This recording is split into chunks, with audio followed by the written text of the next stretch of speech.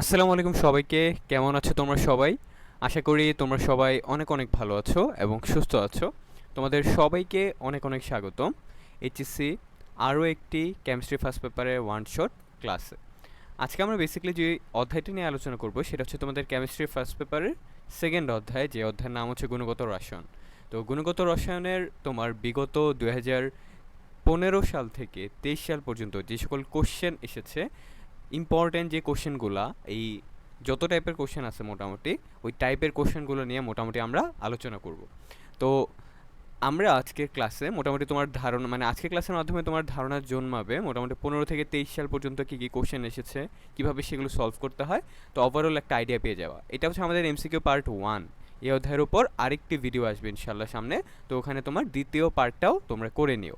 তো যারা এই ক্লাসটা এখন করছো অবশ্যই ফ্রেন্ডদের সাথে ক্লাসে শেয়ার করে দিও, কারণ তোমার মাধ্যমে তারাও এই ক্লাসটি করে উপকৃত হবে। তো খাতা কলম নিয়ে সবাই রেডি থাকো।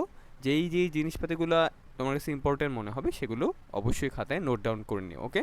যেহেতু তোমার হচ্ছে সামনে পরীক্ষা কেমিস্ট্রি ফার্স্ট পেপার, তো আই গেস তোমার অলরেডি বই পড়া হয়েছে, এখন জাস্ট তোমাকে একটু প্র্যাকটিস করতে হবে। তো এই ক্লাসের মাধ্যমে তোমার এমসিকিউর ওভারঅল একটা প্র্যাকটিস হয়ে যাবে এই অধ্যায়ের উপর। এই অধ্যায়ের জাস্ট অর্ধেক টাইপ আর কি, পরবর্তীতে বাকি অর্ধেক টাইপ আমরা আলোচনা করব। তাহলে আর কথা না বলে আমরা চলো শুরু করি। প্রথম এমসিকিউতে স্টার্ট করতেছি। দেখো কি বলে দেওয়া আছে যে কোনটি কম্পোজিট কণিকা। তো আমরা নর্মালি হচ্ছে মৌলিক কণিকাকে তিন ভাগে ভাগ করছিলাম, তোমার হয়তো মনে আছে। স্থায়ী কণিকা, যেখানে ইলেকট্রন প্রোটন নিউট্রন ছিল।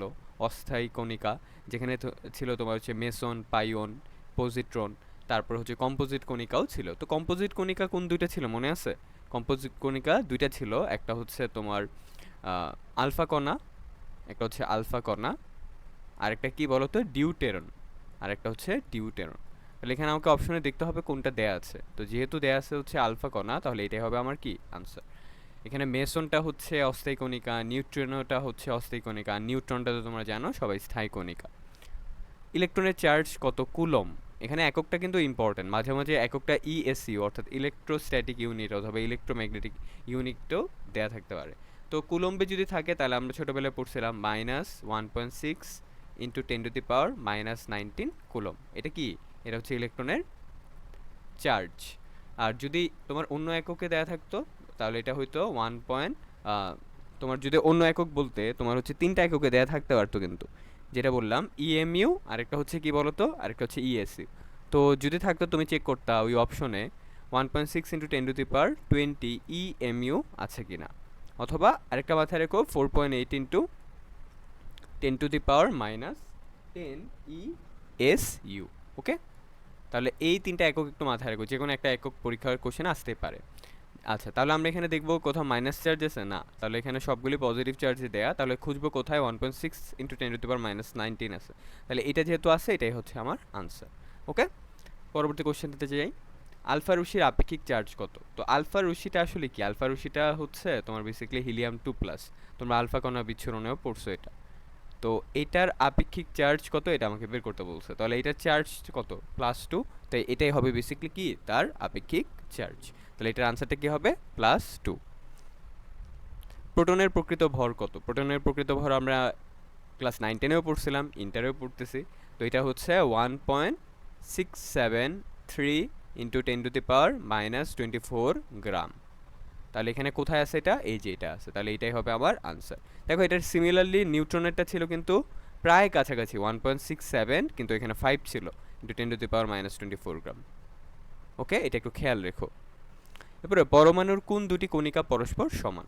তো পরমাণুর কোন দুইটা, এখানে কি কি আছে? এখানে আছে proton, neutron, electron, positron, neutron, electron, electron, proton. তো নর্মালি কোনো একটা পরমাণু যদি তার মধ্যে কোনো আয়ন না থাকে, যেমন আমি ধরি হাইড্রোজেন, তো ওই পরমাণুগুলার দুইটা জিনিস সেম থাকে, একটা হচ্ছে ইলেকট্রন আর একটা কি প্রোটন।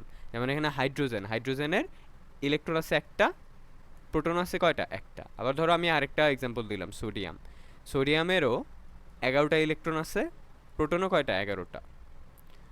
তাহলে আমি বুঝতে পারতেছি কোন একটা পরমাণুর ইলেকট্রন আর প্রোটনটা কি হয়? সেম হয়। তাহলে এখানে আনসার হবে ইলেকট্রন আর প্রোটন। নিউট্রন কিন্তু সেম হয় না, যেমন দেখবা হাইড্রোজেনে কোনো নিউট্রন আছে? নাই। তারপর আবার এখানে সোডিয়ামের যখন নিউট্রন বের করতে যাবা দেখবে এখানে সোডিয়ামের নিউট্রন আসতেছে তোমার 12। তাহলে নিউট্রন কিন্তু সেম হয় না, সেম হয় হচ্ছে ইলেকট্রন আর কি প্রোটন। নিচের কোনটি আইসোটোনের উদাহরণ? আইসোটোন মানে কি দেখো, এটা আইসো শব্দের অর্থ হচ্ছে মনে রাখবা একই বা একই বা সেম। আর টনের নটা আছে না, নটা দ্বারা বুঝবা নিউট্রন বুঝাচ্ছে, অর্থাৎ একই নিউট্রন সংখ্যা। তাহলে তুমি অপশনগুলো চেক করো কোথায় একই নিউট্রন সংখ্যা আছে। ধরো প্রথম অপশনটা চেক করি যে আর্গনের ক্ষেত্রে 40 থেকে 18 বাদ দিলে কত হয়? 22। তাহলে এখানে নিউট্রন আছে 22টা। পটাশিয়ামের এখানে 40 থেকে 19 বাদ দিলে কত হয় বলো তো? 40 থেকে 19 বাদ দিলে 21টা নিউট্রন। এখানে আছে 20টা নিউট্রন।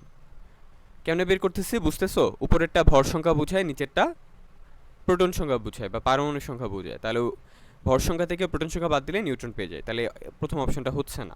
পর অপশনটা দেখো, 36 থেকে 16 বাদ দিলে কত হয়? 36 থেকে যদি 16 বাদ দাও তাহলে এটা আসবে 20টা নিউট্রন। 37 থেকে 17 বাদ দিলেও এটা আসবে 20টা নিউট্রন। 39 থেকে 19 বাদ দিলেও এটা আসবে 20 নিউট্রন। তাহলে এটাই হবে আনসার। আমি দেখতে পাচ্ছি বি নম্বর অপশনটাতে তোমার হচ্ছে বি নম্বর অপশনটাতে হচ্ছে তোমার নিউট্রন সংখ্যা কি সেম হচ্ছে, সালফারেরও নিউট্রন সংখ্যা সেম, ক্লোরিনেরও সেম, পটাশিয়ামেরও সেম। তাহলে বলতে পারি যে তিনটা একে অপরের কি আইসোটোন। সালফার, ক্লোরিন, পটাশিয়াম একে অপরের কি আইসোটোন। তারপরে জিজ্ঞেস করছে যে এখানে তিনটা পরস্পরের কি, তাহলে দেখি এখানে ভর সংখ্যা কি সেম? 30, 31, 32 না, ভর সংখ্যা সেম না। প্রোটন সংখ্যা কি সেম? 14, 15, 16 না, তাহলে কি সেম এটা দেখি। নিউট্রন সংখ্যাটা দেখি সেম কিনা। 30 থেকে 14 বাদ দিলে 16টা নিউট্রন। 31 থেকে 15 বাদ দিলে 16টা নিউট্রন। 32 থেকে 16 বাদ দিলে 16টা নিউট্রন। তাহলে নিউট্রন সংখ্যা সেম হচ্ছে, তাহলে এটা পরস্পরের কি হবে? আইসোটোন।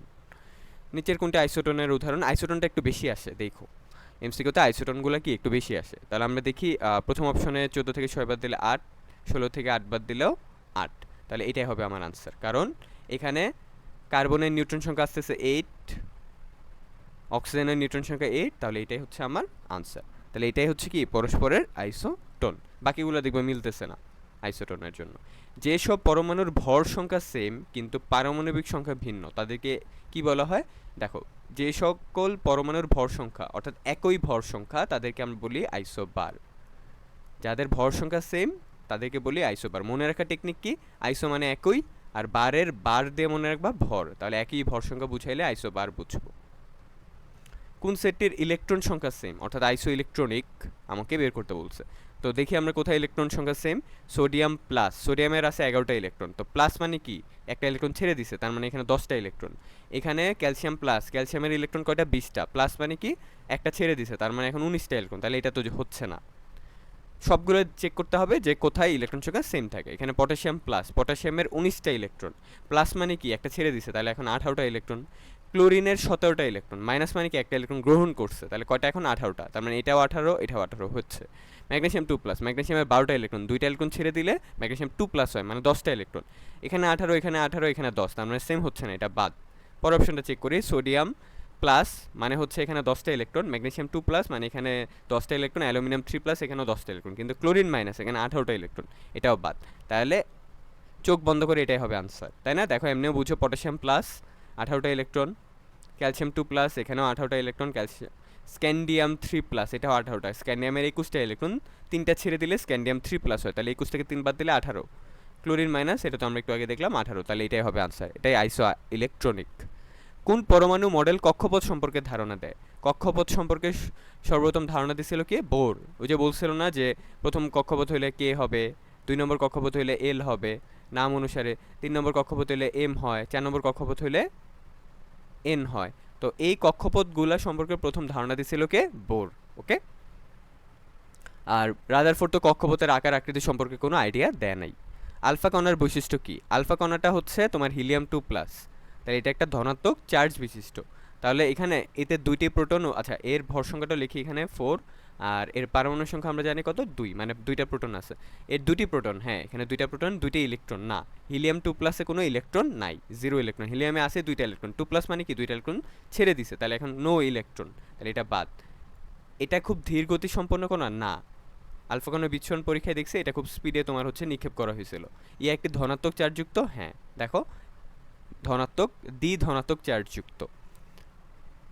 কোনটি আলফা কণা? আচ্ছা আলফা কণা একটু আগে দেখলাম আমরা যে হিলিয়াম 2 প্লাস, এখানে 4, এখানে 2, তাহলে এখানে একটি আচ্ছা নিউট্রন আছে এখানে, দেখো তো 4 থেকে 2 বাদ দিলে কত? 2, তার মানে 2টা নিউট্রন। প্রোটন কয়টা? 2টা, আর ইলেকট্রন হচ্ছে 0। তাহলে এখানে দেখি কোনটা হয়, 2টা নিউট্রন 2টা প্রোটন, এই যে এই অপশনটা হবে 2টা নিউট্রন 2টা প্রোটন। এরপরে আলফা কণা বিচ্ছুরণ পরীক্ষায় রাদারফোর্ড নিম্নের কোনটি ব্যবহার করে নাই? আলফা কণা বিচ্ছুরণ পরীক্ষায় রাদারফোর্ড আলফা কণা ইউজ করছে, স্বর্ণের পাত ইউজ করছে, আমরা জানি একটা পর্দা ইউজ করছিল জিঙ্ক সালফাইডের, এই যে আছে, নিউট্রন ইউজ করে নাই। রাদারফোর্ড তার পরীক্ষায় কোন পদার্থের প্রলেপযুক্ত পর্দা ব্যবহার করেন? জিঙ্ক সালফাইড, ZnS, এই যে এটা। রাদারফোর্ডের আলফা কণা বিচ্ছুরণ পরীক্ষায় স্বর্ণপাতের পুরুত্ব কত ছিল? আচ্ছা, এটা হচ্ছে আগের বইগুলোতে সম্ভবত লেখা ছিল 0.0004, তাই না? আগের বইগুলোতে দেখবা লেখা ছিল 0.3 এরপরে 4। কিন্তু কিন্তু ভাইয়া এখানে একটু মাথায় রেখো যে তোমার নতুন যে এডিশন বই, নতুন বইতে হচ্ছে এটাকে এডিট করে লেখা দেওয়া হয়েছে 0.4 সেন্টিমিটার। এটা অপশনে খুঁজবো কোথায় আছে, এটা অপশন আছে এই যে এটা 0.404 সেন্টিমিটার। তাহলে এই যে 4 এভাবে মনে রাখতে পারো, 4টা 0 তারপরে 4, অর্থাৎ 404। জিনিসটা এরকম হয়ে গেল না, 404 নট ফাউন্ড, এরকম আর কি। 40 বলতে বুঝেছে 4টা 0 তারপরে 4, এই যে সেন্টিমিটার, এটা আনসার। তাহলে এটা হচ্ছে আমার বাদ, পুরাতন বইতে ছিল, আর এটা হচ্ছে নতুন কারেকশন। কোন কণার সাহায্যে রাদারফোর্ড বিচ্ছুরণ পরীক্ষা করেন? আলফা কণা। রাদারফোর্ডের নিউক্লিয়াস আবিষ্কার পরীক্ষায়, রাদারফোর্ড তো আমরা জানি সবাই নিউক্লিয়াস আবিষ্কার করছে, 99% আলফা কণা স্বর্ণপাত ভেদ করে সোজা চলে যায়। তো স্বর্ণপাতটার ভেদ করে কেন সোজা চলে যায়? কারণ পরমাণুর বেশিরভাগ জায়গা কি ছিল? ফাঁকা ছিল। এর কারণে সবগুলো আলফা কণাই কি ইজিলি ওটাকে ক্রস করে ফেলছে। তাহলে এটা হবে পরমাণুর অধিকাংশ স্থানে কি ফাঁকা। এর কারণে তো আলফা কণাগুলো ইজিলি পরমাণুকে কি করতে পারছে? ভেদ করতে পারছে। স্বর্ণের পাতটাকে ইজিলি ভেদ করে গেছে। পরমাণুর নিউক্লিয়াস ধনাত্মক আধানযুক্ত। তো এটা কে বলছিল? এটা হচ্ছে আমরা সবাই জানি রাদারফোর্ড বলছিল, কারণ রাদারফোর্ডের নিউক্লিয়াস আবিষ্কার করছে। সেই বুঝতে পারছিল যে আলফা কণা একটা ধনাত্মক চার্জযুক্ত, তার মানে তোমার হচ্ছে স্বর্ণের পাত বা তোমার হচ্ছে পরমাণুর ভিতরে এমন একটা ধনাত্মক জায়গা আছে যেটা আলফা কণাকে কি করছে? বিকর্ষণ করছে। তো ফলে তিনি আবিষ্কার করছে যে পরমাণুর নিউক্লিয়াসটা কি ধনাত্মক চার্জ যুক্ত। কোন মতবাদ পরমাণুকে সৌরজগতের সাথে তুলনা করা হয়েছে? তো রাদারফোর্ডের পরমাণু মডেলটা আমরা জানি সৌরজগতের সাথে কি করা হয়েছে? তুলনা করা হয়েছে। কোয়ান্টাম সংখ্যা বাড়লে কি ঘটে? কোয়ান্টাম সংখ্যা বাড়লে কেন্দ্রমুখী বলটা কি? কমে যায়। পরমাণুর আকার কখনোই কমে না, পরমাণুর আকারটা কি হয়? বাড়ে। অর্থাৎ পরমাণুর ব্যাসার্ধ বাড়ে আর পরমাণুর শক্তিটা কি হয়? কমে। আর পরমাণুর শক্তি যেহেতু কমে, যার ফলে কেন্দ্রীয়মুখী বলটাও কি হয়? কমে যায়। তাহলে উপরের তিনটাই ভুল, রং আনসার। পরমাণু আকার কমে না, উল্টা বাড়ে। পরমাণুর ব্যাসার্ধ বাড়ে, পরমাণু শক্তিও কি হয়? কমে। কোন বিজ্ঞানীর মতে আবর্তনশীল ইলেকট্রন ক্রমাগত শক্তি বিকিরণ করে? এটা হচ্ছে কে দিছিল বলো তো? ম্যাক্সওয়েল। ম্যাক্সওয়েল বলছিল না যে বিজ্ঞানীর তত্ত্বানুসারে আর কি, যে পরমাণুতে ইলেকট্রনগুলো যেহেতু চারিদিকে থাকে, এই যে ইলেকট্রন, তাহলে এগুলো ঘুরতে ঘুরতে প্রতিনিয়ত কি শক্তি বিকিরণ করে। তাহলে বিকিরণ করতে করতে জিনিসটা এরকম কেন্দ্রে আসার কথা ছিল, ফলে পরমাণু ধ্বংস হয়ে যাওয়ার কথা, এরকম আমরা সীমাবদ্ধতায় পড়ছিলাম যে রাদারফোর্ডের মডেলটা ম্যাক্সওয়েলের তত্ত্বানুসারে ধ্বংস হয়ে যাওয়ার কথা, কারণ ইলেকট্রনগুলো যেহেতু ক্রমাগত ঘুরতে থাকে, ঘুরতে ঘুরতে ঘুরতে কেন্দ্রীভূত হয়ে যায়, ফলে পরমাণু ধ্বংস হয়ে যাওয়ার কথা। তো যে ক্রমাগত যে ঘুরতেছে প্রতিনিয়ত কি শক্তি বিকিরণ করতেছে, এই থিওরিটা আসছিল কার? ম্যাক্সওয়েলের থেকে। বোর মডেল নিচের কোন মৌল বা আয়নের বর্ণালী ব্যাখ্যা করতে পারে? তো আমরা জানি বোর মডেলটা, রাদারফোর্ড মডেল, দুইটাই এক ইলেকট্রন বিশিষ্ট পরমাণু নিয়ে কাজ করে। এক ইলেকট্রন বিশিষ্ট কারা হয়? হাইড্রোজেন 1 ইলেকট্রন, হিলিয়াম প্লাস, হিলিয়ামে তো 2টা ইলেকট্রন, একটা চলে গেলে হিলিয়াম প্লাস হয়, এখানে একটা ইলেকট্রন। তারপরে বেরিলিয়াম 2+, বেরিলিয়াম হচ্ছে এখানে 3+, কারণ বেরিলিয়ামে কয়টা ইলেকট্রন? 4টা, তাহলে 3+ মানে কি 3টা ইলেকট্রন ছেড়ে দিছে, তাহলে এখানে একটা ইলেকট্রন। আর লিথিয়াম 2+। তো এখন আমরা চেক করব কোথায় কোথায় আছে হচ্ছে তোমার একটা ইলেকট্রন। তাহলে হিলিয়াম, এখানে 2টা ইলেকট্রন, এটা বাদ। এখানে 2টা ইলেকট্রন, এটাও বাদ। এখানে কোনো ইলেকট্রনই নাই, এটাই বাদ, এটাই আনসার। বেরিলিয়াম হচ্ছে 4টা ইলেকট্রন, তাহলে 3+ মানে বুঝাই কি 3টা ছেড়ে দিছে, তাহলে এখন একটা ইলেকট্রন। বোর পরমাণু মডেল কোনটি ক্ষেত্রে প্রযোজ্য? একটা ইলেকট্রন খুঁজবে কোথায় আছে, এখানে কোনো ইলেকট্রন নাই, এখানেও নাই, এখানেও নাই, এটাই হবে আবার আনসার। হিলিয়াম প্লাসে একটা ইলেকট্রন আছে, এক ইলেকট্রন বিশিষ্ট জন্য প্রযোজ্য। এখানেও সিমিলারলি হিলিয়াম প্লাস হবে আমার আনসার, প্রযোজ্য নয়। তাহলে এখানে হিলিয়াম প্লাস সিমিলার আচ্ছা, প্রযোজ্য নয় বলছে, প্রযোজ্য কিনা এটা বলে নাই, ঠিক আছে? তাহলে এখানে আনসার কোনটা হবে এটা খুঁজো। আমি তো আগেই হচ্ছে হ্যাঁ, আগেই দিয়ে দিছিলাম প্লাস, কারণ আগেরগুলা কোনটির জন্য প্রযোজ্য বলছে এই যে লিখে দিছিলাম যে বোর মডেলটা নিচে কোন মৌল বা আয়নের বর্ণালী ব্যাখ্যা করতে পারে। বোর মডেলটা আসতেই হচ্ছে এক ইলেকট্রন বিশিষ্টের জন্য, তাহলে এক ইলেকট্রন বিশিষ্ট পরমাণু কি কি হইতে পারে? হাইড্রোজেন হইতে পারে, হিলিয়াম প্লাস হইতে পারে, বেরিলিয়াম 3+, লিথিয়াম 2+, এগুলোর জন্য প্রযোজ্য। তাহলে এটার আনসার ছিল বেরিলিয়াম 3+, পরেরটার আনসার ছিল হিলিয়াম প্লাস, পরেরটার আনসারও ছিল হিলিয়াম প্লাস, তো এটা হিলিয়াম প্লাস হবে না, এটা প্রযোজ্য নয় বলছে। কি বলছে? প্রযোজ্য নয়, নয়। তাহলে প্রযোজ্য নয় হিলিয়াম, সরি হাইড্রোজেন, এটা তো প্রযোজ্য। হাইড্রোজেন প্লাস এটা প্রযোজ্য নয়, তাহলে এটাই হবে আনসার। কারণ দেখো এটাও এক electron, lithium plus, lithium 2+, helium plus এটাও এক ইলেকট্রন, হাইড্রোজেন এটাও এক ইলেকট্রন, কিন্তু এখানে 0 ইলেকট্রন। তো এটার ক্ষেত্রে আবার বোর পরমাণু মডেলটা প্রযোজ্য নয়। কোনটির ক্ষেত্রে বর্ণালী ব্যাখ্যা সম্ভব? তার বর্ণালীটা বোর পরমাণু মডেল থেকে আসছে, তো বেসিক্যালি সেখানেও এক ইলেকট্রন বিশিষ্ট নিয়ে কাজ করা হয়েছে। তো এটা হচ্ছে লিথিয়াম 2+, লিথিয়ামের 3টা ইলেকট্রন, 2+ মানে কি এখন আছে একটা ইলেকট্রন। সিমিলার কোশ্চেন, বোর পরমাণু মডেল কোনটির বর্ণালী ব্যাখ্যা করতে পারে? তাহলে এখানে কোনটা আনসার হবে? এখানে আনসার হবে হচ্ছে বোর পরমাণু মডেল ব্যাখ্যা করতে পারে হিলিয়াম প্লাস, এই যে এটাই হবে আনসার। তারপরে হচ্ছে প্লাঙ্ক ধ্রুবকের মান। আচ্ছা, ব্যাখ্যা, হ্যাঁ, প্লাঙ্ক ধ্রুবকের মান। তার প্লাঙ্ক ধ্রুবকের ম্যাক্স প্লাঙ্কের যে এইচ, এটার মান কত ছিল? 6.626 বা 6.624 ইন্টু 10⁻⁻34 জুল সেকেন্ড, অথবা যদি কখনো কোশ্চেনে আর্ক দেয়া থাকে এসআই এককটা 6.624 ইন্টু 10⁻⁻27 আর্ক, এটা একটা কাজের একক সেকেন্ড, কিন্তু এখানে সব জুল সেকেন্ডে দেয়া আছে। তাহলে তুমি দেখবা কোথায় 6.624 ইন্টু 10⁻⁻34 আছে, এই যেটা, তাহলে এটাই হবে আমার আনসার। ওকে, এটা হবে আমার আনসার। পরের কোশ্চেনটা, পরমাণুর তৃতীয় কক্ষপথের একটি ইলেকট্রনের জন্য কৌণিক ভরবেগের মান নির্ণয়ের সমীকরণ কোনটি? পরমাণুর, আচ্ছা আগে তোমাকে বলি কৌণিক ভরবেগের সূত্রটা কি ছিল?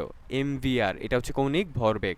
এমভি মানে ভরবেগ, আর এর জন্য কৌণিক ভরবেগ আসছে, এমভিআর ইকুয়াল টু knh/2π। এখন দেখো তোমাকে কি বলছে, পরমাণুর তৃতীয় কক্ষপথ, তার মানে এখানে এন এর মানটা হচ্ছে কক্ষপথ নাম্বার, তাহলে এটা কত নম্বর বলছে? 3, তাহলে এখানে এন এর জায়গায় 3 দিবা, তাহলে 3h/2π হবে। তাহলে অপশনে দেখো 3h/2π আছে কোথায়? এমভিআর ইকুয়াল টু h/2π, এটা হবে না, h/π এটা হবে না, এই যে 3h/2π, এটাই হবে আমার আনসার। 3h/2π এটাই হবে আমার কি ভাইয়া আনসার, ঠিক আছে? বোরনের শেষ ইলেকট্রনের কৌণিক ভরবেগ কত সেটা আমাকে জানতে চাইছে। বোরনের শেষ ইলেকট্রনের কৌণিক ভরবেগ। আচ্ছা, তার আগে একটা কথা বলে নেই যে শেষ ইলেকট্রনের কৌণিক ভরবেগ, অর্থাৎ ইলেকট্রনের যখন কৌণিক ভরবেগ বের করতে বলবে তখন একটা জিনিস খেয়াল করো যে এইখানে তুমি এমভিআর ইকুয়াল টু এনএচ/2π এই সূত্রটাই তো ইউজ করো, তাই না? তাহলে এইখানে তোমার কোন জিনিসটা লাগবে বেসিকলি? বোরনের শেষ ইলেকট্রনের কৌণিক ভরবেগ। এখন যখন তুমি NH/2π ইউজ করো, তোমার এখানে আননোনটা কে? শুধুমাত্র n, কক্ষপথ নাম্বার। এখন তোমাকে দেখতে হবে বোরনের শেষ ইলেকট্রনটা কত নম্বর কক্ষপথে আছে। তো আমরা একটু দেখি, বোরন হচ্ছে 5, তাহলে ইলেকট্রোবিন্যাস করলে 1s2 2s2 2p1। তাহলে দেখতে পাচ্ছি যে বোরনের শেষ ইলেকট্রনটা হচ্ছে যে 5 নম্বর ইলেকট্রন, এটা আছে পিতে, তাহলে এটা বোরন কত নম্বর কক্ষপথ আইডেন্টিফাই করতেছে? 2 নম্বর কক্ষপথ, তাহলে এখানে n এর মান হবে 2, তাহলে n এর মান যদি 2 বসে তাহলে 2h/2π হবে, তাহলে 2 2 কাটা, তাহলে এখানে থাকে h/2π, তাহলে এটার আনসার হবে কি h/2π। তাহলে দেখি, সরি শুধু পাই, শুধু পাই, কারণ 2 2 তো কাটাকাটি যায়, তাহলে এটা হবে শুধু পাই। ওকে, তাহলে এটার আনসারটা দেখি কোথায় আছে, h/π, এই যে ডি নম্বরটা, এটাই হবে আনসার, ঠিক আছে? তাহলে আবারও বলি যে বোরনের শেষ ইলেকট্রনের কৌণিক ভরবেগ চাইছে, এখন শেষ ইলেকট্রনটা কত নম্বর কক্ষপথ? 2 নম্বর কক্ষপথ, তাহলে n এর মান 2 বসালাম, 2h/2π, 2 2 কাটাকাটি h/π, এটাই হবে আমার আনসার। স্বাভাবিক অবস্থা হাইড্রোজেন পরমাণুর আবর্তনশীল ইলেকট্রনের কৌণিক ভরবেগ কত? হাইড্রোজেন পরমাণুর আবর্তনশীল ইলেকট্রনের কৌণিক ভরবেগ। এখন হাইড্রোজেন যখন ইলেকট্রোবিন্যাস করবা 1s1, তাহলে তার ইলেকট্রনটা কত নম্বর কক্ষপথে আছে? 1 নম্বর কক্ষপথ, তাহলে n ইকুয়াল টু হচ্ছে 1, তাহলে আমরা জানি mvr ইকুয়াল টু nh/2π, তাহলে এখানে n এর মান তো 1 হবে, তাহলে h/2π, তাহলে এখন জাস্ট মান বসাও, এইচ এর মান হচ্ছে 6.626 বা 624 ইন্টু 10⁻⁻34, আর এটা হচ্ছে 2 ইন্টু 3.1416। তাহলে ক্যালকুলেট করো, দেখো এটার আনসারটা কত আসে, যেটা আসবে ওটাই হচ্ছে আমার আনসার। তো আমি একটু ক্যালকুলেট করে ফেলতেছি।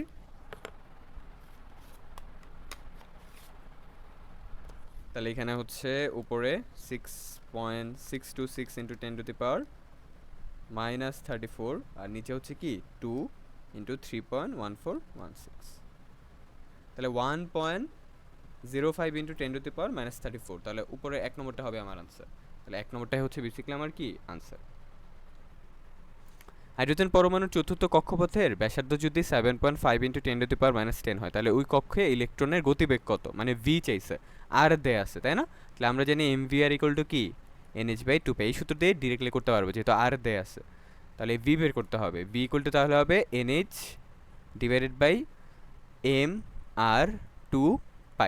তাহলে এখানে মানগুলো বসাই, এন এর মান হচ্ছে 4 যেহেতু চতুর্থ কক্ষপথ, এইচ হচ্ছে 6.626 ইন্টু 10⁻⁻34,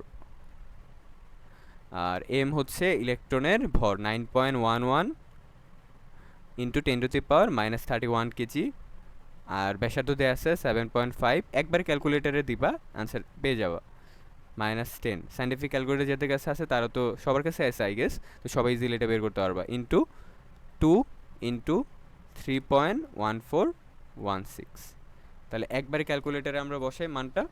তাহলে উপরে হচ্ছে 4 ইন্টু 6.626 ইন্টু 10⁻⁻34, আর নিচে হচ্ছে 9.11 into 10⁻⁻31 into 7.5 into 10⁻⁻10 into 2 into 3.1416। তাহলে বেগটা পেয়ে যাবা তুমি।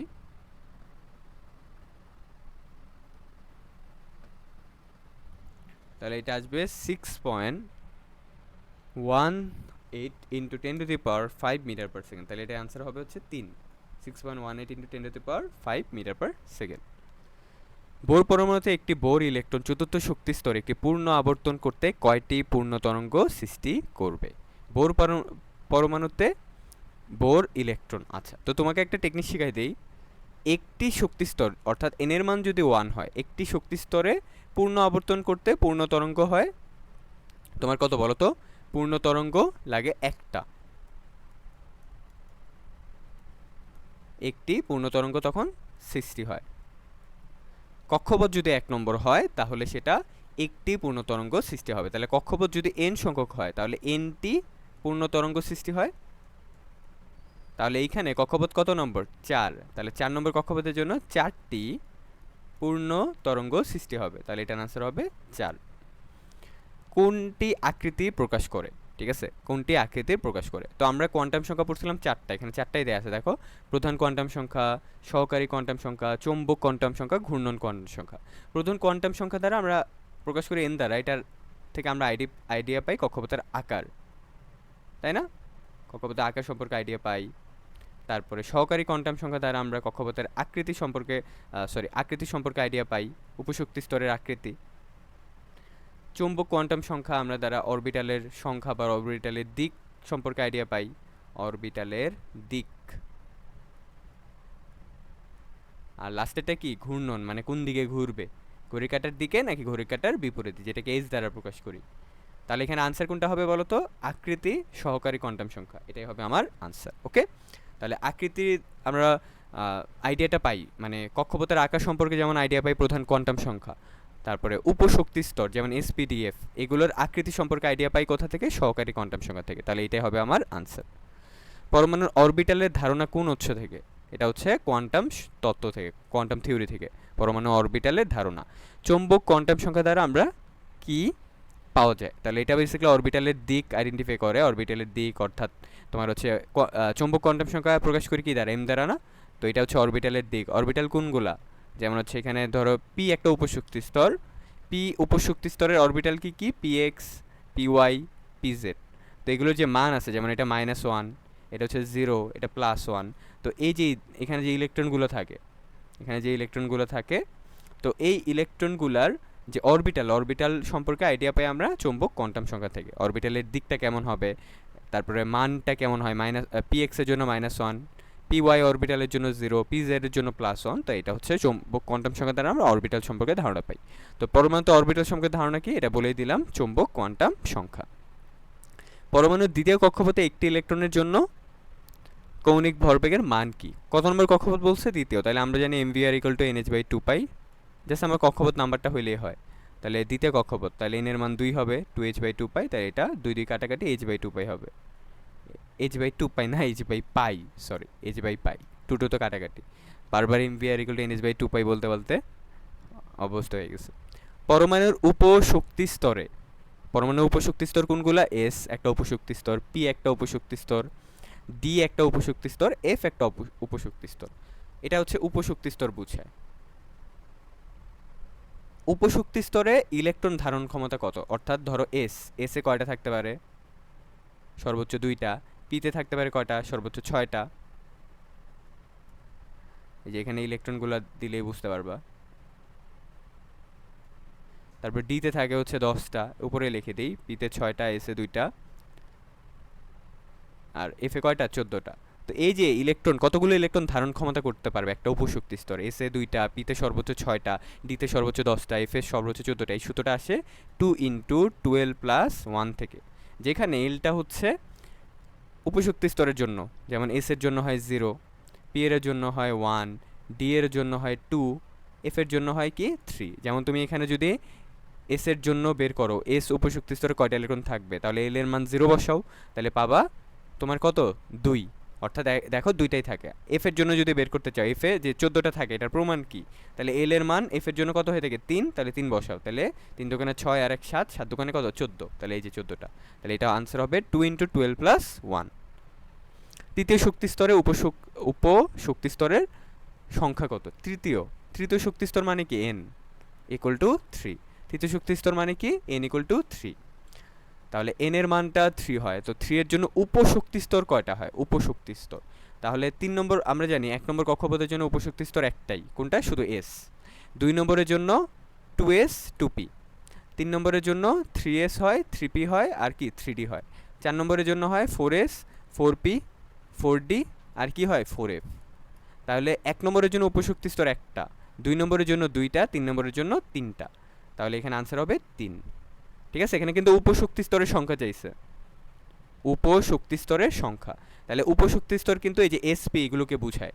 যদি বলতো এখানে অরবিটাল কয়টা আছে তৃতীয় শক্তি স্তরে, যদি বলতো এখানে অরবিটাল কয়টা, তো অরবিটাল কয়টা হলে আনসার কি হইতো এটা বলে দিচ্ছি। তার আগে আমি বলি যে এটা একটু মাথায় রেখো যে 1 নম্বর শক্তি স্তরে শুধুমাত্র এসি থাকে, 2 নম্বর শক্তি স্তরে শুধু এস আর পি থাকে। তার মানে 2 নম্বর শক্তি স্তরে যদি জিজ্ঞেস করতো 2 নম্বর শক্তি স্তরে উপশক্তি স্তর কয়টা, তাহলে বলতো 2টা। 3 নম্বরের জন্য 3টা, 4 নম্বরের জন্য 4টা, 5 নম্বরের জন্য 4টাই, 6 নম্বরের জন্য 4টা, 7 নম্বরের জন্য 4টাই হইতো। ঠিক আছে, 5s 7s 7p 7d 7f পর্যন্ত আমরা পড়ছি। তাহলে এখন উপশক্তি স্তর বলতে এসপিডিএফ বুঝায়, এসপিডিএফ। তাই এস আছে 1 নম্বরে একটা, 2 নম্বরে এসপি দুইজনে আছে, তার মানে 2টা উপশক্তি স্তর, 3 নম্বরে এসপিডি 3টা, 4 নম্বরে 4sp 4p 4d 4f 4টা। যদি জিজ্ঞেস করতে অরবিটালের সংখ্যা কয়টা, অরবিটাল, তাহলে এখানে কিন্তু আনসারটা ডিফারেন্ট হইতো। উপশক্তি স্তর আর অরবিটাল কিন্তু এক কথা না, প্রায় কাছাকাছি কথা। যেমন পি হচ্ছে একটা উপশক্তি স্তর, তো এটার শাখা প্রশাখাগুলো হচ্ছে অরবিটাল, যেমন পিএক্স, পিওয়াই, পিজেড, এগুলো কি শাখা প্রশাখা। তাহলে তোমাকে যদি কখনো জিজ্ঞেস করে পি উপশক্তি স্তরে কয়টা অরবিটাল আছে, তুমি বলবা 3টা, 1টা 2টা 3টা। যদি জিজ্ঞেস করে ডি তে কয়টা, তাহলে ডি তে দেখবা 5টা অরবিটাল আছে, ডি উপশক্তি স্তরে আছে 5টা অরবিটাল। তো যে কোশ্চেনটা বলতেছিলাম, যদি জিজ্ঞেস করতে এখানে তৃতীয় শক্তি স্তরে কয়টা অরবিটাল আছে, তাহলে কি বলতা? এস এর জন্য তো অরবিটাল একটাই, এখানে একটা হইতো, তাহলে পি এর জন্য হইতো 3টা, ডি এর জন্য অরবিটাল দেখতা হইতো 5টা, D X Y, dyz, dxz, dx square minus Y square, dz square. তাহলে টোটাল হইতো 5 3 8 1 9, তখন কিন্তু আনসার 9 হইতো। তাহলে এখানে কিন্তু আনসার 9 হবে না, কারণ এখানে অরবিটালের সংখ্যা চায় না, এখানে চাইছে উপশক্তি স্তরের সংখ্যা। তাই এখানে আনসার হবে 3, 3s 3p 3d। তাহলে আনসার হবে কি 3। যদি বলতো অরবিটালের সংখ্যা, তাহলে যে এসে একটা, পিতে 3টা 4টা, আর এখানে ডিতে 5টা 9টা, তাই 9টা অরবিটাল হইতো তখন। ঠিক আছে, এটা খেয়াল করো কিন্তু। পরমাণু তৃতীয় শক্তি স্তরের জন্য এম এর মান কতটি? তৃতীয় শক্তি স্তরের জন্য এম এর মান কয়টা? আচ্ছা, তার আগে জানতে হবে যে তৃতীয় শক্তি স্তরের জন্য কি কি হয়ে থাকে। তাহলে এখানে এন এর মান 3, তাই না? এন এর মান 3 হইলে আমরা জানি এখানে 3s আসে, 3p আসে, আর কি 3d আসে। 3d কি 10। এখন বলছে এম এর মান কয়টা হয়, এম এর মান টোটাল কয়টা হয় তৃতীয় শক্তি স্তরের জন্য। তো এস এর জন্য তো এম এর মান একটাই, তাই না, যেটা 0। পি এর জন্য এম এর মান কয়টা বলো তো? পি এর জন্য এম এর মান হচ্ছে 3টা, -1 0 +1। তাহলে এখানে ফিল আপ করার প্রয়োজন নাই, বুঝতে পারতেছো এখানে ইলেকট্রনগুলো বসবে। আর ডি এর জন্যটা লিখে দিই, ডি এর জন্য হচ্ছে থাকে হচ্ছে 1 2 3 4 5। তাহলে স্টার্ট হয় কোথা থেকে? ডিটা শুরু হচ্ছে -2 থেকে +2 পর্যন্ত, তাহলে -2 -1 0 +1 +2। তাহলে দেখবা তৃতীয় শক্তি স্তরের জন্য এম এর মান কয়টা হয়ে থাকে? এম এর মান, এখানে এম এর মান 0, এখানে এম এর মান -1 থেকে +1, এখানে এম এর মান -2 থেকে +2। তাহলে কয়টা হইলো? 1টা 2টা 3টা 4টা 5টা 6টা 7টা 8টা 9টা। তাহলে এখানে আনসার হবে 9। তৃতীয় শক্তি স্তরের জন্য এম এর মান কয়টা হয়ে থাকে? 9টা। কয়টা হয়ে থাকে? 9টা। ঠিক আছে, এটা একটু খেয়াল রেখো। তৃতীয় শক্তি স্তরের জন্য এম এর মান হয়ে থাকে 9টা। এখানে 1টা 2টা 3টা 4টা 5টা 6টা 7টা 8টা 9টা, অর্থাৎ যতগুলো অরবিটাল থাকে ততগুলোই কি এম এর সংখ্যা থাকে, যতগুলো অরবিটাল ততগুলোই কি এম এর সংখ্যা। এটা একটু খেয়াল রেখো। ওকে, তাহলে আশা করি আমরা এটা বুঝতে পারছি। তো পরবর্তী কোশ্চেনটাতে যাই। ডি উপস্তরে বা উপশক্তি স্তরে অরবিটাল কয়টা? ডিতে কয়টা ডি উপশক্তি স্তরে কয়টা অরবিটাল আছে? তাহলে ডি তো একটা উপশক্তি স্তর, এইটার আবার শাখা প্রশাখা আছে না? তো এটা কি কি? এই যে ডি অরবিটাল, এই যে এটা একটা অরবিটাল, এটা একটা অরবিটাল, 2টা 3টা 4টা 5টা, এটাকে আমরা বলি ডি এক্স ওয়াই। এটা হচ্ছে D Y Z, D X Z, D X square -Y square, D Z square. তাহলে এখানে অরবিটাল কয়টা হলো? ডি এর জন্য 1 2 3 4 5টা, তাহলে আনসার হবে 5। পঞ্চম শক্তি স্তরে মোট অরবিটাল কয়টা থাকে? পঞ্চম শক্তি স্তরে মোট অরবিটাল কয়টা থাকে? এটার আনসার কি হবে? পঞ্চম শক্তি স্তরে অরবিটাল কয়টা থাকে? আচ্ছা, কোন শক্তি স্তরে টোটাল মোট কয়টা অরবিটাল থাকে তার ডিটারমাইন করা হয় এন স্কোয়ার সূত্র দ্বারা। কোনো একটা শক্তি স্তরে কয়টা অরবিটাল থাকে এটা আমরা আইডেন্টিফাই করি এন স্কোয়ার সূত্র দ্বারা। অর্থাৎ ধরো 1 নম্বর শক্তি স্তরে কয়টা অরবিটাল আছে, তাহলে এখানে 1 স্কোয়ার দিবা, তাহলে কয়টা থাকে? একটাই থাকে, আমরা জানি এস অরবিটাল। এস উপশক্তি স্তরের জন্য একটাই অরবিটাল, এস অরবিটাল। যদি এন এর মান 2 বসাই তাহলে এখানে হবে 2 স্কোয়ার, মানে হচ্ছে 4। আর 2 নম্বর শক্তি স্তরের জন্য অরবিটাল কয়টা? 4টাই, দেখো 2s 2p। আর এখানে পিটারে আবার ভাগ আছে, পি উপশক্তি স্তরে ভাগ, এই যে 3টা অরবিটাল। তাহলে এখানে একটা, এখানে একটা, এখানে একটা, এখানে একটা, টোটাল 4টা অরবিটাল হলো, এই যে 4। তাহলে এখানে বলছে পঞ্চম শক্তি স্তর, তাহলে এখানে 5 স্কোয়ার হবে। 5 স্কোয়ার হলে কত হয়? 25। তাহলে 25টি অরবিটাল, 25টি অরবিটাল। তাহলে কোন শক্তি স্তরে কতগুলো অরবিটাল আছে সেটা ডিটারমাইন করি এন স্কোয়ার সূত্র দ্বারা। তাহলে 1 নম্বরের জন্য 1 স্কোয়ার, 2 নম্বরের জন্য 2 স্কোয়ার, 5 নম্বরের জন্য 5 স্কোয়ার, অর্থাৎ 25টা অরবিটাল আছে পঞ্চম শক্তি স্তরে। কোন শক্তি স্তরে অরবিটালের সংখ্যা, মানে কোন শক্তি স্তরে অরবিটালের কতটা অরবিটাল আছে, এই অরবিটাল সংখ্যাটা নির্ণয় করার সূত্র হচ্ছে এন স্কোয়ার। চতুর্থ শক্তি স্তরে মোট অরবিটাল সংখ্যা কয়টা? ওই যে 4 স্কোয়ার 12 এন স্কোয়ার। চতুর্থ বলছে, তাহলে এন এর মান 4, তাহলে 4 স্কোয়ার 16, তাহলে আনসার হবে 16টা। আর পঞ্চমেরটা তো দেখলাম 25টা। ষষ্ঠ প্রধান শক্তি স্তরে সর্বোচ্চ ইলেকট্রন থাকতে পারে কয়টা? কোন শক্তি স্তরে সর্বোচ্চ ইলেকট্রন থাকতে পারে কয়টা, এটা ডিটারমাইন করে 2n স্কোয়ার সূত্র দ্বারা। যেমন আমরা যদি n এর মান 1 বসাই তাহলে 2টা, অর্থাৎ 1 নম্বর শক্তি স্তরে 2টা থাকে। 2 নম্বর শক্তি স্তরে 8টা, আমরা n এর মান 2 বসাবো, 2 দুগুণে 4, 4 দুগুণে 8, তাহলে এখানে n এর মান 6 হবে, যেহেতু ষষ্ঠ বলছে। তাহলে 2 × 6 স্কোয়ার, তাহলে 36 × 2 72, তাহলে আনসার হবে 72। তাহলে কয়টা ইলেকট্রন থাকে? 72টা ইলেকট্রন থাকে, 72টা। একটি অরবিটালে সর্বাধিক কয়টা ইলেকট্রন থাকতে পারে? একটা অরবিটাল, ধরো এস অরবিটাল, এখানে সর্বোচ্চ ইলেকট্রন থাকে কয়টা? 2টা। ধরো তোমাকে বললো পি এক্স অরবিটালে কয়টা ইলেকট্রন আছে, তাহলে তুমি বলবা কয়টা? 2টা। পি জেড এ কয়টা আছে, তুমি বলবা 2টা। অর্থাৎ একটা অরবিটালের যে বক্স দেখো না, বক্সে ইলেকট্রন থাকতে পারে কয়টা? 2টা। তাহলে এখানে আনসার হবে 2। সহকারী কোয়ান্টাম সংখ্যা এল এর মান যদি 2 হয় তাহলে সর্বোচ্চ ইলেকট্রন ধারণ ক্ষমতা কত হবে? তাহলে ইলেকট্রন সংখ্যা ধারণ ক্ষমতা যে সূত্রটা আমরা পড়ছিলাম 2 ইন্টু 12 প্লাস 1, অর্থাৎ কোনো উপশক্তি স্তরে কতগুলা মোট ইলেকট্রন থাকতে পারে এটার নির্ণয় সূত্র হচ্ছে 2 ইন্টু 12 প্লাস 1। তাহলে এখানে এল এর মান 2, তাহলে 2 ইন্টু 2 প্লাস 1, তাহলে এখানে আনসার আসবে 10। তাহলে আনসার হবে কত? 10। ঠিক আছে, আমরা 2 ইন্টু 12 প্লাস 1 সূত্রটা পড়ছি না, ওইখানে এল এর মান জাস্ট 2 বসাবো, তাহলে আনসারটা পেয়ে যাবো। এল ইকুয়াল টু 2 হলে উপশক্তি স্তর কোনটা? এল ইকুয়াল টু 2, আমরা এল এর মানের উপর ভিত্তি করে উপশক্তি স্তরগুলো পড়ছিলাম। এল ইকুয়াল টু 0 হলে এস হয়, এল ইকুয়াল টু যদি 1 হয় তাহলে এটা পি হয়, এল ইকুয়াল টু যদি 2 হয় তাহলে এটা কি হবে? ডি। তাহলে এটা ডি উপশক্তি স্তরের কথা বলছে। এফ অরবিটালের জন্য এল এর মান কত? এল এর মান হয় 3, আর এটাই লাস্ট এফ অরবিটাল। আপাতত ক্লাসে আমরা এফ অরবিটাল পর্যন্তই পড়ি। এল এর মান হয় 3। কোন অরবিটালটি সম্ভব? কোনটা সম্ভব আমাকে বের করতে বলছে। তাহলে 5s, এটা তো অবভিয়াসলি সম্ভব, তাই না? 3f তো পসিবল না, কারণ কারণ 3 নম্বর শক্তি স্তর 3d পর্যন্ত, 2d সম্ভব না কারণ 2 নম্বর শক্তি স্তর 2p পর্যন্ত, 1p সম্ভব না কারণ 1 নম্বর শক্তি স্তর 1s পর্যন্ত সীমাবদ্ধ। কোন অরবিটালটি সম্ভব? তাহলে এখানে দেখো কোনটা সম্ভব, 4s, বাকিগুলো অসম্ভব।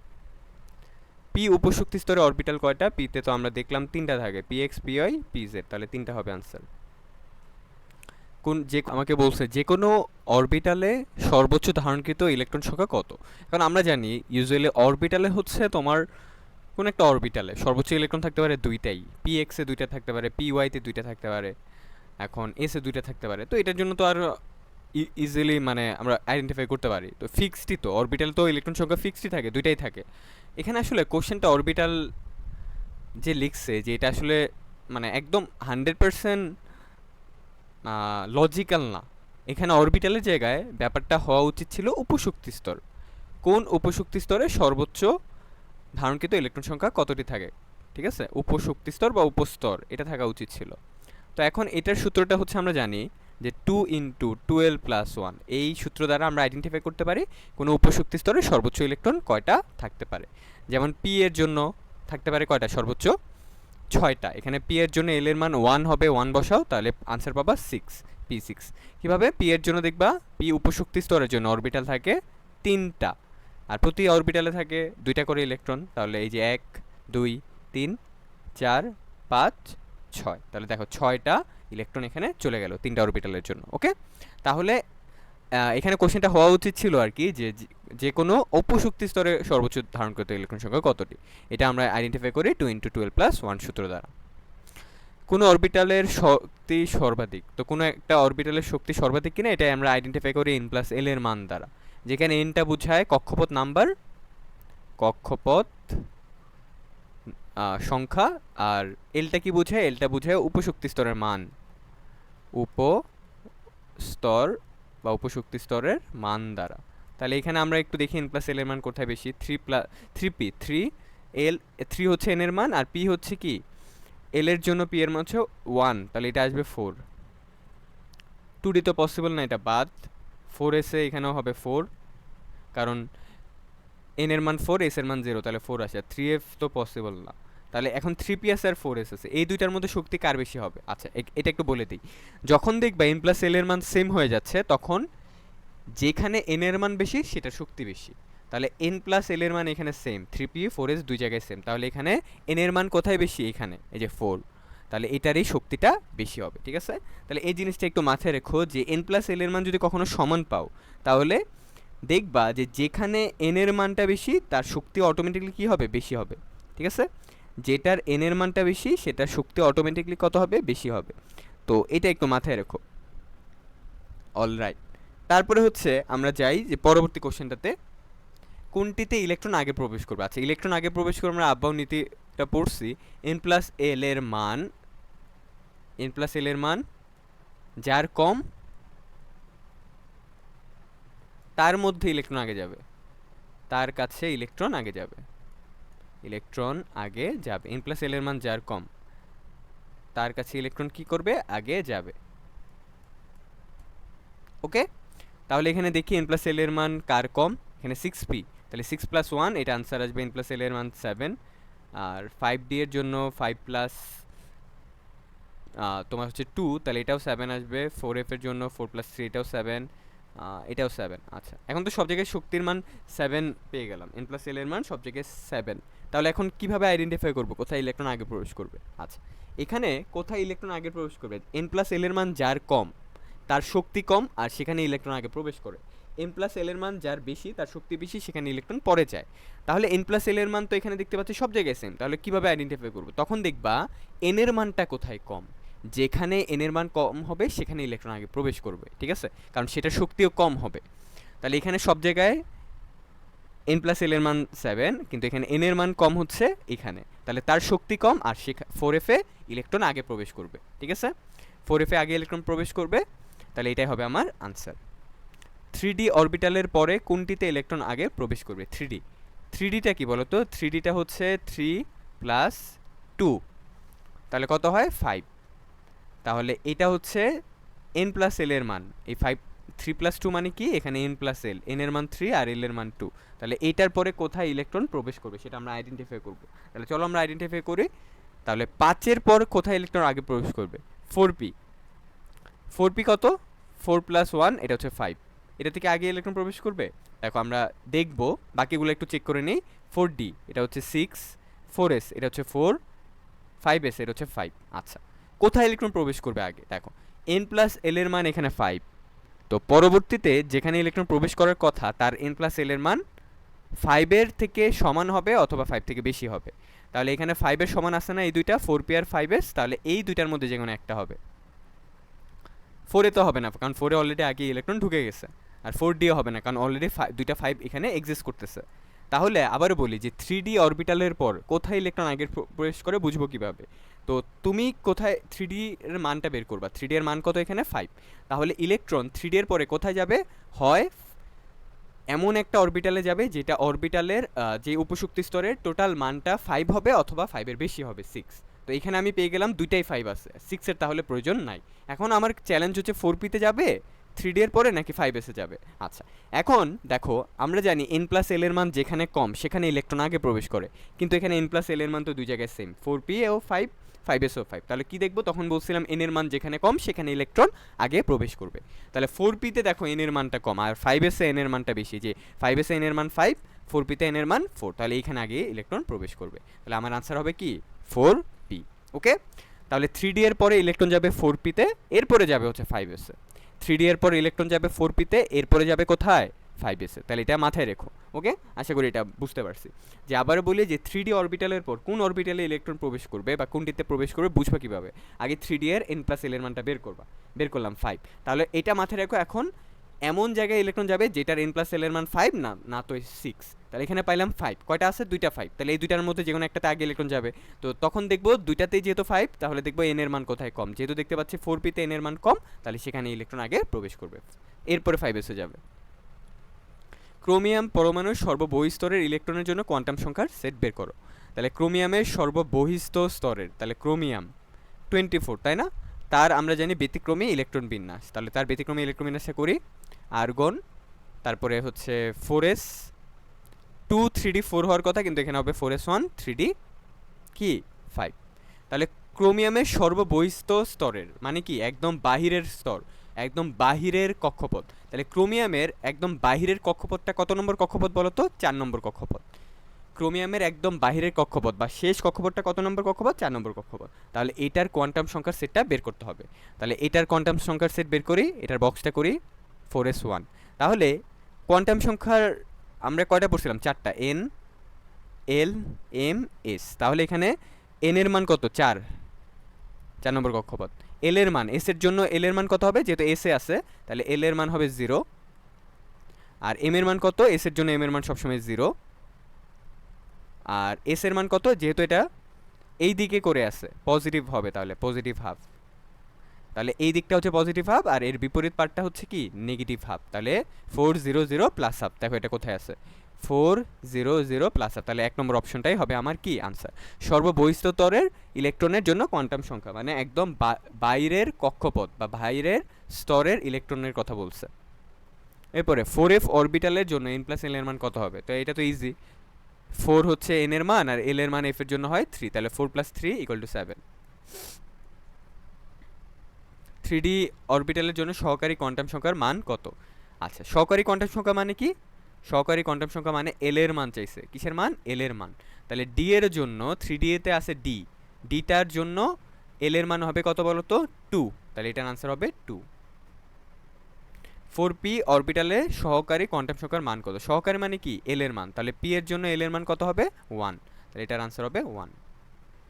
এল equal to 2, N equal to 3 হলে এটা কোন অরবিটাল নির্দেশ করে? তাহলে এন ইকুয়াল টু 3, তাহলে এখানে 3 লেখো। এল ইকুয়াল টু 2 হলে কি বোঝায়? এল ইকুয়াল টু 0 হলে এস, 1 হলে পি, 2 হলে ডি, তাহলে 3D বোঝাচ্ছে। কোয়ান্টাম সংখ্যার মান এন ইকুয়াল টু 4 আর এল ইকুয়াল টু কি? 3, 3 হলে এফ বোঝায়, তাহলে 4 এ বোঝাচ্ছে। এফ উপশক্তি স্তরে কয়টা অরবিটাল থাকে? তাহলে এফ এ থাকে কয়টা বলো তো? এফ এ থাকতে পারে অরবিটাল 7টা, কারণ আমরা জানি এফ এ সর্বোচ্চ ইলেকট্রন থাকতে পারে কয়টা? 14টা। তো 14টা থাকে কয়টা অরবিটালে? 7টা অরবিটাল, প্রতি অরবিটালে 2টা করে থাকে। তাহলে 1 2 3 4 5, 1 2 3 4 5 6, আর এখানে একটা 7টা। তো প্রতিটাতে 2টা করে। এই যে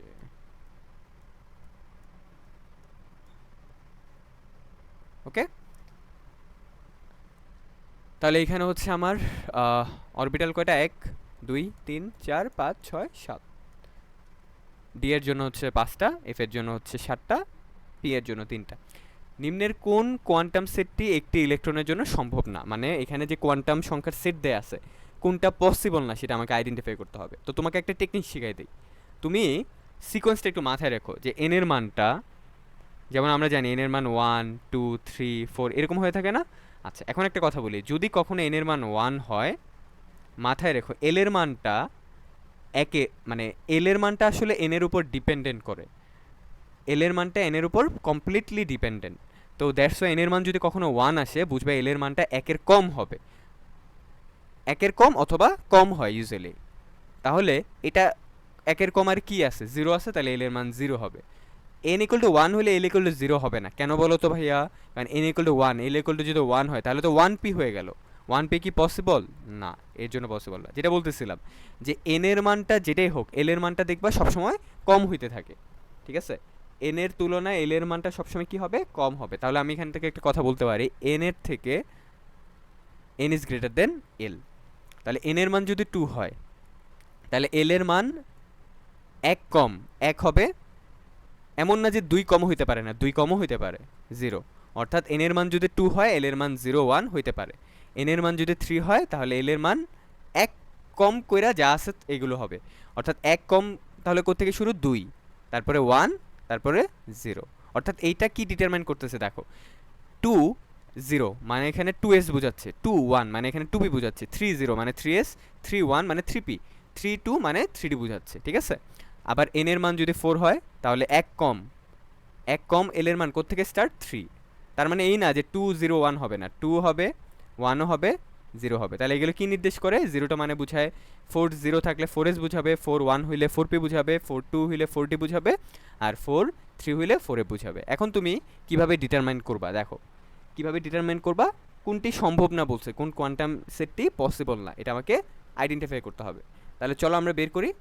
তো দেখো এখানে কোনটা সম্ভব না বের করতে হইলে, কোনটা সম্ভব না আমি পাবো কিভাবে? প্রথম অপশনটার দিকে খেয়াল করো, এন এর মান 2, এল এর মান 2 পসিবল না। আমি তো ভাই বলে দিছি এন এর মান যদি 2 হয়, তাহলে এল এর মানটা 2 জীবন হবে না, 1 কম করে হলেও হবে। অর্থাৎ 1 হইতে পারে অথবা 0 হইতে পারে। তাহলে এই কোয়ান্টাম সেটটা পসিবল না। এখন আমার চোখে একটা জিনিস লাগছে। জিনিসটা কি? আমার চোখে হচ্ছে একটা জিনিস লাগছে, ওইটা হচ্ছে পরের অপশনটাও হবে না, মানে কোয়ান্টাম সংখ্যার সেটটি সম্ভব না। এই নম্বরটা মানে ক্রস দেওয়া উচিত হয় না, এটা আনসার হবে আর কি, ঠিক আছে? আনসার এই দুইটা আবার সম্ভব। এটা হচ্ছে 1s বুঝাচ্ছে, এটা হচ্ছে 2s বুঝাচ্ছে, এই দুইটা সম্ভব। তো এটা ক্রস হবে আর কি, কারণ আমাকে বলে নাই যে কোনটা সম্ভব, আমাকে বলছে কোনটা সম্ভব নয়। তাহলে উপরেরটা তো সম্ভব না, উপরেরটা যদি n এর মান 2 বসাও, l এর মান 2 বসাও, তাহলে এটা কি হয়ে যায়? এটা হয়ে যায় 2d, আর 2d তো পসিবল না, তাহলে এটাই সম্ভব না, এটাই হবে আমার আনসার। কথা হচ্ছে এটাও কেন আনসার হবে, 2 নম্বরটাও কেন আনসার হবে, এটা হচ্ছে একটা কোশ্চেন। 2 নম্বরটাও কেন ভাইয়া আনসার হবে, মানে এখানে আনসার আসলে দুইটা। দেখো নিচেরটা, এন এর মান যদি 3 হয়, এল এর মান 1, হ্যাঁ পসিবল। তুমি বললো যে ভাই আপনি তো বললেন যে এন এর মান 3 হইলে এল এর মান 3 হবে না, কিন্তু 2 1 0 হইতে পারে। এই যে 3 1 1 হলে কি হয়? 3p, কিন্তু এখানে একটা কোশ্চেন আছে। 3p তো বুঝলাম, n এর মান ঠিক, l এর মান ঠিক, কিন্তু m এর মানটা ঠিক না। যেমনটা বলছিলাম l এর মানটা n এর উপর ডিপেন্ডেন্ট, তেমনি l এর মানটাও m এর উপর, m এর মানটাও l এর উপর ডিপেন্ডেন্ট, অর্থাৎ একটা আরেকটার উপর ডিপেন্ডেন্ট। এলটা হচ্ছে n এর উপর ডিপেন্ডেন্ট, আবার m ম্যাগনেটিক কোয়ান্টাম নাম্বার, এটা আবার l এর উপর ডিপেন্ডেন্ট। ঠিক আছে, কিভাবে? l এর মান যদি 0 হয় তাহলে m এর জন্য যে অরবিটাল সেটা শুধুমাত্র s অরবিটাল হয়, যেটা 0। l এর মান যদি 0 1 হয় তাহলে সেটা বোঝায় এটা s অরবিটাল আর এটা p অরবিটাল বোঝায়। কিন্তু এখানে কথা আছে, এখানে তো 3p, p অরবিটালে দেখো p অরবিটালে কি কি পসিবল। p অরবিটালে পসিবল হচ্ছে -1 0 +1। 3p p অরবিটালের জন্য আমরা জানি -1 0 +1 পসিবল, কিন্তু এখানে তো m এর মান 2 দেয়া, তো 2 কোত্থেকে আসলো? 2 তো d এর জন্য, তাই না? +2 দেয়া আছে, এটা তো d এর জন্য, তাহলে এই কোয়ান্টাম সেটটাও কি সম্ভব না, কারণ এখানে 3p বুঝাইলো কিন্তু আবার এখানে m এর মান আবার চেঞ্জ, এখানে আবার d এর অরবিটাল ঢুকে গেছে, তো দ্যাটস এটা পসিবল না। l এর মান যদি 1 হয় m এর মানের রেঞ্জটাও 1 এর মধ্যেই হবে। 1 এর মধ্যে কি কি? -1 থেকে +1 পর্যন্ত, ঠিক আছে? যদি l এর মান 1 হয় তাহলে m এর মানটা -1 0 +1 হয়। যদি l এর মানটা 2 হইতো তখন হইতো হচ্ছে 2, তখন m এর মান 2 হইতে কোনো প্যারা নাই, তখন m এর মানের রেঞ্জটা হইতো -2 -1 0 +1 +2, ঠিক আছে? তাহলে এখানে l এর মান 1 হলে m এর মান কেমনে 2 হবে? m এর মান হইতে পারে +1 অথবা -1 অথবা 0। তাই আমার সম্ভব না, 1 নম্বর অপশনটাও সম্ভব না, 2 নম্বর অপশনটাও সম্ভব না। ওকে, তো এটা একটু খেয়াল রেখো, এখানে তুমি যে কোনো একটা অপশন দাগাইলেই তোমার আনসারটা হয়ে যেত। যে কোনো একটা অপশন না, এ অথবা বি, এই দুইটার মধ্যে যে কোনো একটা অপশন দাগাইলেই তোমার আনসারটা হয়ে যেত। পরের কোশ্চেনটা, কপারের 29তম ইলেকট্রনটা কোন অরবিটালে যায়? কপারের 29তম ইলেকট্রন, তাহলে কপারের ইলেকট্রোমিনাসটা কিন্তু ব্যতিক্রম, তাই না ভাইয়া? তাহলে এটার আমি যদি ইলেকট্রোমিনাসটা করি আর্গন, তারপরে হচ্ছে 4s1 3d10, এটা হচ্ছে ব্যতিক্রম ইলেকট্রোমিনাস। তাহলে কপারের 29তম ইলেকট্রন কোথায় গেছে? আচ্ছা, কপারে এটা হচ্ছে 18 পর্যন্ত, এটা 19, তাহলে 20 21 22 23 24 25 26 27 28 29, অর্থাৎ 19 পর্যন্ত, এখানে 20 থেকে 29 পর্যন্ত সবগুলো ইলেকট্রনই কি 3d তে গেছে, তাহলে এটার আনসার হবে 3d। তাহলে কপারের 19তম ইলেকট্রন কোথায় গেছে? 3d তে গেছে, ঠিক আছে? 19তম 28তম, তারপরে হচ্ছে 27তম 26তম সবই 3d তে গেছে। কোয়ান্টাম সংখ্যার মানের কোন সেটটি অবাস্তব বা অসম্ভব আমাকে আইডেন্টিফাই করতে হবে। তো একটু আগে টেকনিকটা বলে দিছি তোমারে। টেকনিকটা কি বলে দিছিলাম বলো তো? টেকনিকটা বলে দিছিলাম যে তুমি চেক করবা যে তোমার n এবং l এর মানটা প্রথমে চেক করবা ঠিক আছে কিনা, যদি দুইটা ঠিক থাকে তারপরে m এর মানটা চেক করবা ঠিক আছে কিনা, ঠিক আছে? তাহলে দেখো আমরা একটু চেক করি এই অপশনটা। n 3 মানে বোঝাচ্ছে n এর মান, তাহলে এখানে লিখলাম 3, আর 2 মানে বোঝাচ্ছে l এর মান, তো l এর মান 2 হলে কি হয় 3d, আর m এর মানটা -2। হ্যাঁ, তাহলে এই রেঞ্জটা হইছে। কেমনে বুঝলাম? -2 তো হবেই, কারণ d এর ভিতরে তো -2 আছে, d এর জন্য m এর রেঞ্জটা কি বলতো? -2 থেকে +2, তাহলে এই যে এই রেঞ্জটার ভিতরে পড়ছে, তাহলে এটা বাস্তব বা সম্ভব, তাহলে এটা আনসার হবে না। টিক দেওয়া মানে আমি বুঝাইছিলাম যে এই কোয়ান্টাম সংখ্যার সেটটা সম্ভব আর কি, কিন্তু এখানে তো বলছে সম্ভব নয় বা অবাস্তব, তাই এটা আনসার হবে না। পরের অপশনটা তো বোঝা যাচ্ছে যে হবে, তাই না? এটাও কোয়ান্টাম সংখ্যার সেটটি কি বাস্তব, অবাস্তব না। কেন বুঝলাম? এই যে 4, আর l এর মান যদি 0 হয় তাহলে এটা হয় 4s, আর m এর মানও 0, s এর জন্য m এর মানও 0 হয়, তাহলে এটা ঠিক আছে।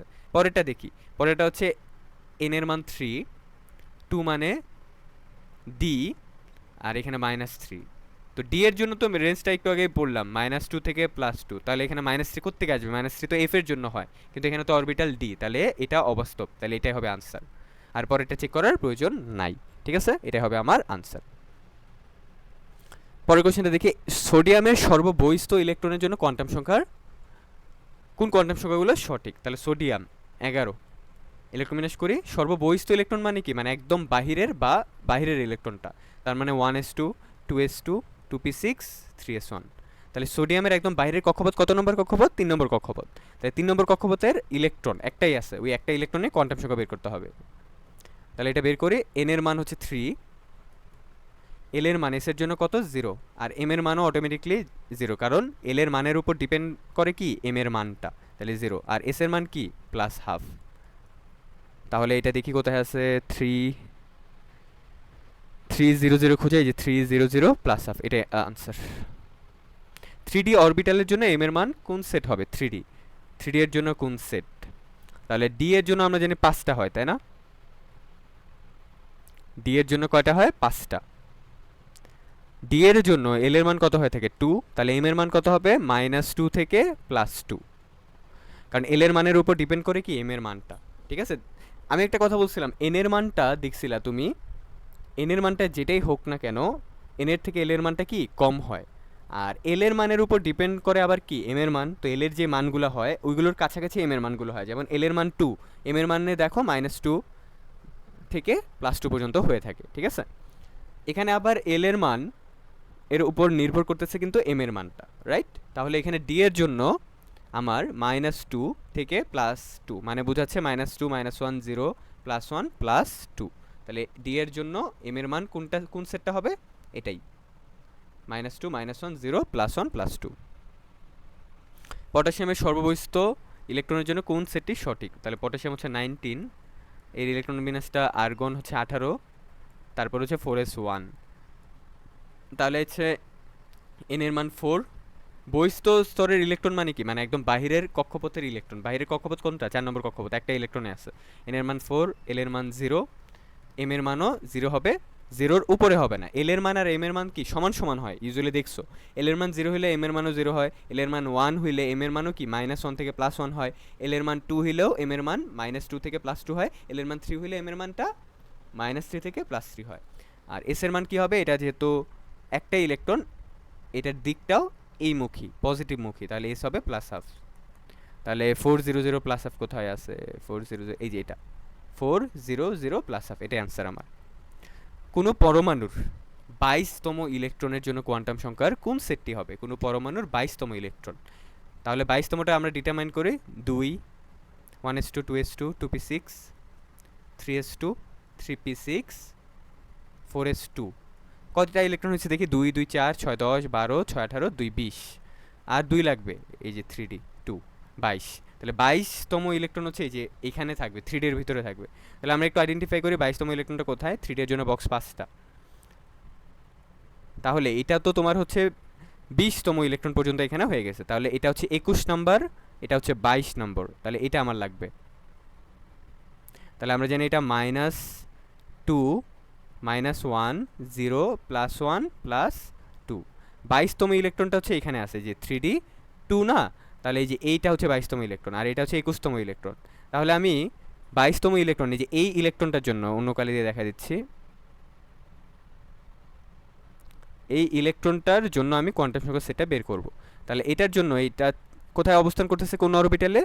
3d-তে। তাহলে এখানে n এর মান হবে 3, d এর জন্য l এর মান হবে 2, আর m এর মান কত হবে? এখানে দেখা যাচ্ছে যে এই ইলেকট্রনটা এখানে আছে, তাহলে -1। আর s এর মান কত হবে? যেহেতু এই দিকে আছে তাহলে পজিটিভ হাফ প্লাস হাফ। তাহলে এটা কোথায় আছে দেখো, এখানে n 4 4, এটা বাদ, এই দুইটা তো বাদই কারণ 3d-তে আছে। তাহলে n = 3, এই যে n = 3, l = 2, এই যে l = 2, m মাইনাস, হ্যাঁ -1, -1টা এখানে নাই, আর এস গুলো প্লাস। তাহলে এখানে একটাও আনসার হবে না, একটাও কি হবে না? আনসার হবে না, এখানে একটাও আনসার হবে না। ঠিক আছে, এটা হচ্ছে ফ্রি মার্কস পাওয়া যায়। এটা মানে বরিশাল বোর্ড 2023-এ যারা কোশ্চেন সলভ করছে তারাই জানে, এটা যারা সলভ করছে তারা কিন্তু এটা ফ্রি মার্কস পেয়ে যাবে। কারণ এখানে আমরা দেখলাম 22তম ইলেকট্রনটা যাচ্ছে ডি ওয়াই জেডে, তাই না? এই যে এটা কি Y Z, D Y Z. তাহলে এখানে হচ্ছে এম এর মান -1 হয়, কিন্তু এখানে কোথাও এম এর মান -1 দেয়া নেই। তাহলে এখানে আনসারটা হবে কি বলো তো? এখানে আনসারটা একটাও হবে না, এখানে আনসার একটাও হবে না। তাহলে এটা মানে পরীক্ষা হলে যদি এরকম থাকো তাহলে প্যানিক করার দরকার নাই। এরকম যদি থাকে তাহলে প্যানিক করার কোনো দরকারই নাই।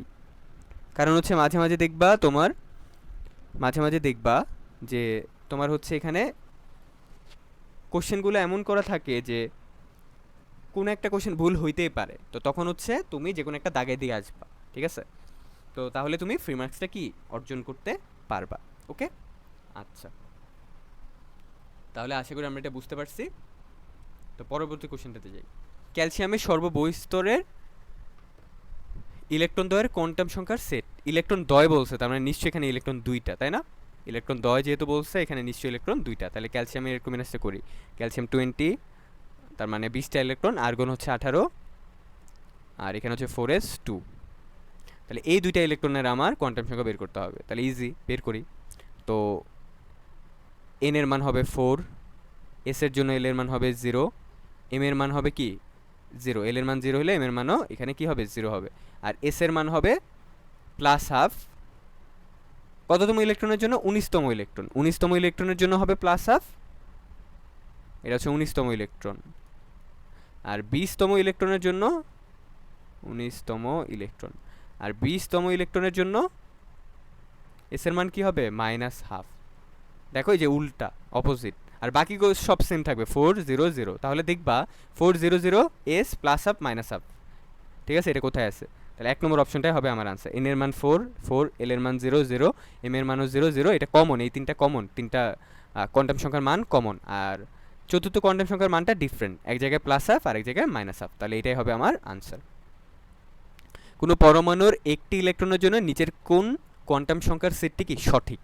তার মানে এখানে 3টা ভুল আছে, একটা সঠিক আছে। তাহলে একটা সঠিক আইডেন্টিফাই করতে হবে। চলো আইডেন্টিফাই করি। এখন তো ইজিলি বের করতে পারবা। দেখো এন এর মান 3, এল এর মান 1, তার মানে হচ্ছে 3p।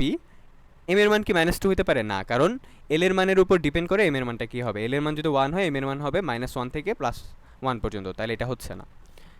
এন এর মান 1, এল এর মান 1, তাহলে এটা তো এটা 1p হয়ে যায়। 1p কি পসিবল? না। এন এর মান 2, এল এর মান 1, তাহলে এন এর মান 2, এল এর মান 1, 2p। আর এম এর মান 0 হইতেই পারে, কারণ p তে কিন্তু 0 আছে, তাই না? p তে 0 আছে, যে -1 0 আর কি +1। অর্থাৎ এন এর মান যদি 2 হয় আর এল এর মান যদি 1 হয়, এম এর মান এল এর মান 1 হলে এম এর মানের রেঞ্জটা কি হবে? -1 থেকে +1, অর্থাৎ -1 0 +1। যেহেতু এখানে 0 আছে, এটা হইতেই পারে। আর এস এর মানটা প্লাস হাফ, ওকে, এটাই আনসার হবে। কারণ নিচেরটা হবে না। দেখো এন এর মান 2, এল এর মান কি 1, মানে p। আর এল এর মান 1 হলে এম এর মান কি -2 পসিবল? না, এম এর মান হবে -1 থেকে +1 পর্যন্ত। তাহলে এটাও আনসার হবে না। শেষ। নিচের কোন কোয়ান্টাম সংখ্যার সেটটি গ্রহণযোগ্য? গ্রহণযোগ্য, তাহলে চলো বের করি। এন এর মান হচ্ছে 1, এল এর মান হচ্ছে 0, এস, এখানে এল হবে ছোট হাতের এল, আর এম এর মান 0। হ্যাঁ, এটা পসিবল, তাহলে এটাই হবে গ্রহণযোগ্য। বাকি একটাও হবে না, ঠিক আছে? বাকি একটাও হবে না, কারণ এন এর মান 1, এল এর মান 0, 1s। আর এল এর মান 0 হলে এম এর মানও 0 পসিবল, তার মানে 1s, এটাই আনসার। পরেরটা কেন পসিবল না? দেখো এন এর মান 2, এল এর মান কি, এটা এল হবে, এল এর মান 1, তাহলে 2p। কিন্তু এল এর মান 1 হলে এম এর মান -2 পসিবল না। এখানে এল এর মান 1 হলে এম এর মান 2 পসিবল না। এখানে এল এর মান 2 হইলে এম এর মান -3 পসিবল না, কারণ এল এর মানগুলা এম এর উপর এম এর মানগুলা এল এর উপর কি নির্ভরশীল। এল এর মান 2 হইলে এম এর মান -2 থেকে +2 হবে, 3 জীবনও হবে না, অর্থাৎ এল এর থেকে এক বেশি হবে না কখনো। কোন ইলেকট্রনের জন্য কোয়ান্টাম সংখ্যার সেটটি গ্রহণযোগ্য, মানে কোনটা হওয়া সম্ভব? তাহলে প্রথম অপশনটা তো হবে না, কেন বলো তো? 1, প্রথম 1টা বোঝাচ্ছে এন এর মান, তো এন এর মান 1 হলে এল এর মান 0 হবে, 1 পসিবল না। আর পরেরটা দেখি, এন এর মান 2 আর এল এর মান 0, মানে 2s। আর এল এর মান 0 হইলে এম এর মান কি 1 পসিবল? না। এল এর মান যদি 0 হয়, তাহলে এম এর মান 0 হইতে হবে। পরেরটা দেখি, সি নম্বরটা, এন এর মান 4, আর 2 এর জন্য এটা হবে 4d, তো এটা -1 পসিবল আর -হাফও পসিবল, তাহলে এটাই হবে আনসার, ঠিক আছে? কারণ হচ্ছে তোমার 4d, d এর ভিতরে তো -1 আছেই, কারণ এল এর মান যদি 2 হয়, তাহলে এম এর মানটা কি হবে -2 থেকে +2, আর -2 থেকে +2 এর এই রেঞ্জের ভিতরে -1টা আছে, তো দ্যাটস ওয়াই সি নম্বরটা আনসার হবে। এটা গ্রহণযোগ্য, কিন্তু নিচেটা গ্রহণযোগ্য হবে না, কেন বলো তো? কারণ দেখো এখানে 3 আছে না, আর 1 এর মান 1 এর জন্য কি হয় p, কিন্তু p হইলে তো আবার -2 পসিবল না, কারণ -2 কোথায় হয়? d তে, তাহলে এটা সম্ভব না। 3d অরবিটালের জন্য এম এর মান কোনটা? d এর জন্য তো এম এর মান -2 থেকে +2, এটা আমরা দেখছিলাম, এটাই আনসার হবে। কোনো পরমাণুর চতুর্থ শক্তিস্তরে কয়টি উপশক্তি স্তর থাকে? তো চতুর্থ শক্তি স্তর কোনটা বলো তো? 4 নম্বর শক্তি স্তরের কথা বলছে। তো 4 নম্বর শক্তি স্তরে কয়টা শক্তি স্তর আছে? 4s আছে, 4p আছে, 4d আছে, 4f আছে। কয়টা আছে? 4টা। তাহলে এখানে আনসার হবে 4। উপশক্তি স্তরের কথা বলছে। Fe এর ইলেকট্রন বিন্যাসে n = 3, l = 2 এর জন্য কয়টি অরবিটাল পসিবল? Fe এর ইলেকট্রন বিন্যাসে n = 3 হলে কি হয়? 3, L equal to 2 হলে কি হয়, D, তাহলে 3D। তো 3D এর জন্য কয়টা অরবিটাল পসিবল, 5টা। D এর জন্য আমরা জানি হচ্ছে 5টা অরবিটাল পসিবল, কারণ D অপশক্তি স্তরে ইলেকট্রন থাকতে পারে সর্বোচ্চ কয়টা, 10টা। তাহলে যেহেতু 10টা থাকতে পারে সর্বোচ্চ, তাহলে অরবিটাল সম্ভব কয়টা হবে, অরবিটাল সম্ভব কয়টা, 5টা। 10টা যেহেতু ইলেকট্রন ধারণ ক্ষমতা, তাহলে প্রতিটা অরবিটালে থাকে 2টা করে, তাহলে D এর জন্য হবে 5টা। আমরা একটু আগেই দেখছিলাম, এই যে 1 2 3 4 5। পি অরবিটালের আকৃতি কি, পি অরবিটালের আকৃতি হচ্ছে বলতো কি, ডাম্বেল আকৃতি। এ সেটটা হচ্ছে গোলাকার বা গোলাকারই লিখি, গোলাকার না, বেসিক্যালি তোমার হচ্ছে সার্কেল, মানে বৃত্তাকার আর কি, সার্কেল। পি এরটা কি বলতো, পি এরটা হচ্ছে ডাম্বেল, ডি এরটা হচ্ছে ডাবল ডাম্বেল, ডাবল ডাম্বেল। আর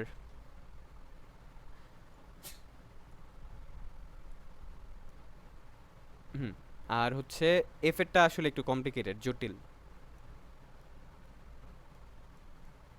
এফ এরটা হচ্ছে কমপ্লিকেটেড বা কমপ্লেক্স। এস এরটা হচ্ছে এরকম বৃত্তাকার, পিটা হচ্ছে ডাম্বেল, এই যে এরকম বা এরকম, আর এটা হচ্ছে ডাবল ডাম্বেল, এই যে, আর এফটা হচ্ছে একটু কমপ্লেক্স। কোনটি আউফবাউ নীতি মেনে চলে, আউফবাউ নীতি কি বলে বলতো, যে পরমাণুতে ইলেকট্রনগুলা সর্বপ্রথম নিম্ন উপশক্তি স্তর পূর্ণ করবে, এরপরে ধীরে ধীরে উচ্চ উপশক্তি স্তরে কি গমন করবে, রাইট। আচ্ছা, তো এটা আসলে আউফবাউ নীতিটা আমরা পড়ছিলাম এন প্লাস, আউফবাউ নীতি থেকে, আউফবাউ নীতিটাকে যে জিনিসে সমর্থন করে আর কি, এন প্লাস এল আর কি, শর্টকাটে আর কি, যে এন প্লাস এল এর মান যেখানে কম সেখানে ইলেকট্রন আগে প্রবেশ করবে। তাহলে এই 4টা অপশন থেকে টেস্ট করতে হবে যে কোথায় আসলে এন প্লাস এল এর মান কম এবং সেটার প্রায়োরিটিটা কোথায় বেশি দেওয়া হয়েছে ওটা। তাহলে এন প্লাস এল এর মানের উপর ভিত্তি করে আমি হচ্ছে এখানে প্রায়োরিটিটা কি করব, সেট করব। এন প্লাস এল এর মান কম, ইলেকট্রন আগে সেখানে যাবে, ইলেকট্রন আগে সেখানে যাবে, ওকে। আচ্ছা, তাহলে এখানে প্রথম অপশনটা দেখি, 5s 4p 4f, এইটার প্রায়োরিটিটা কি ঠিক আছে কিনা, মানে হচ্ছে এখানে যে এই জিনিসটা দেয়া আছে যে গ্রেটার দেন, গ্রেটার দেনটা এখানে বুঝাচ্ছে এন প্লাস এল এর মান কার বড় সেটা না, এখানে গ্রেটার দেনটা বুঝাচ্ছে, গ্রেটার দেন সিম্বলটা বুঝাচ্ছে যে কোথায় ইলেকট্রন আগে প্রবেশ করবে সেটার প্রায়োরিটি। তো ইলেকট্রন আগে যেখানে প্রবেশ করবে সেটার প্রায়োরিটির উপর ভিত্তি করে গ্রেটার দেনটা দেওয়া হয়েছে। তাহলে আমি প্রথম অপশনটা টেস্ট করি, 5s, এখানে 5s এর জন্য এন প্লাস এল এর মান 5 আসবে, 4p এর জন্য আসবে 5, আর 4f এর জন্য 5 আসবে। তো এখন প্রায়োরিটি লিস্টে কোথায় ইলেকট্রন আগে প্রবেশ করার কথা, সরি 4f এর জন্য আসবে হচ্ছে তোমার 7, কারণ এন এর মান হচ্ছে 4, এফ এর মান 3। তাহলে আমি দেখতে পাচ্ছি এখানে 5 আর 5 আছে, এই দুইটার মধ্যে কোথায় আগে প্রায়োরিটি পাওয়ার কথা, কোথায় ইলেকট্রন আগে প্রবেশ করবে। যখনই দেখবো দুই জায়গায় এন প্লাস এল এর মান সেম, সেখানে দেখবো এন এর মানটা কোথায় ছোট, যেখানে এন এর মান ছোট সেখানে ইলেকট্রন আগে প্রবেশ করবে। তাহলে এখানে এন এর মানটা ছোট কোথায়, 4p-তে, তাহলে এটার সিকোয়েন্সটা হওয়া উচিত ছিল 4p আগে ইলেকট্রন ঢুকবে, এরপরে 5s-এ যাবে, এরপরে 4f-এ, কিন্তু এখানে সিকোয়েন্সটা মেনটেন করে নাই, প্রপার সিকোয়েন্স মেনটেন করে না, তাহলে এই নম্বরটা হবে না। বি নম্বরটা দেখি, 3s 3p 3d, 3s 3p 3d, তাহলে এখানে 3s এর জন্য মান 3, 3p এর জন্য 4, 3d এর জন্য 5। তো এখানে ইলেকট্রন আগে প্রবেশ করার কথা 3s-এ, এরপরে 4p-তে, এরপরে কি তোমার 3d-তে যাওয়ার কথা ছিল না, 3p এর পর তো 4s যাওয়ার কথা আমরা জানি, তাহলে 3s 3p, কিন্তু 3p এর পরে 4s যাওয়ার কথা আউফবাউ নীতি অনুসারে, কিন্তু এখানে দেয়া আছে কি 3d, তাহলে এটাও অপশন হবে না। যাওয়ার কথা 4s-এ, কিন্তু এখানে 3p-র পর দেয়া আছে 3d, তাহলে এটা হচ্ছে না। পরবর্তী সিকোয়েন্সটা দেখি, 5s 4d 5p, এটা মেনটেন করতেছে কিনা। 5s এর জন্য মান হচ্ছে 5, 4d এর জন্য মান হচ্ছে 6, 5p এর জন্য মান হচ্ছে 6। এখন নর্মালি এখানটার মধ্যে যেটার n প্লাস এল এর মান কম সেখানে ইলেকট্রন আগে প্রবেশ করবে। 5s এর n প্লাস এল এর মান কম, তাহলে সেখানে আগে ইলেকট্রন প্রবেশ করবে। এখন দেখতে হবে 4d এবং 6p এর মধ্যে কোথায় ইলেকট্রন আগে প্রবেশ করবে এবং এটাই আসলে দেয়া আছে কিনা। তাহলে 4d আর 5p দুইটাতেই সেম 6 6। এখন দেখতে হবে n এর মান কোথায় কম। n এর মান কোথায় কম? এই যে 4d, এখানে 4 এর n এর মান 4 আর এখানে n এর মান 5, তাহলে 4d তে কম। তাহলে এখানে প্রায়োরিটিটা হবে আগে 5s এ যাবে, 5s এর প্রায়োরিটি বেশি, এরপরে 4d, এরপরে 5p। তার মানে এখানে সিকোয়েন্সটা এইভাবে দেয়া আছে 5s 4d 5p, এটাই আনসার হবে।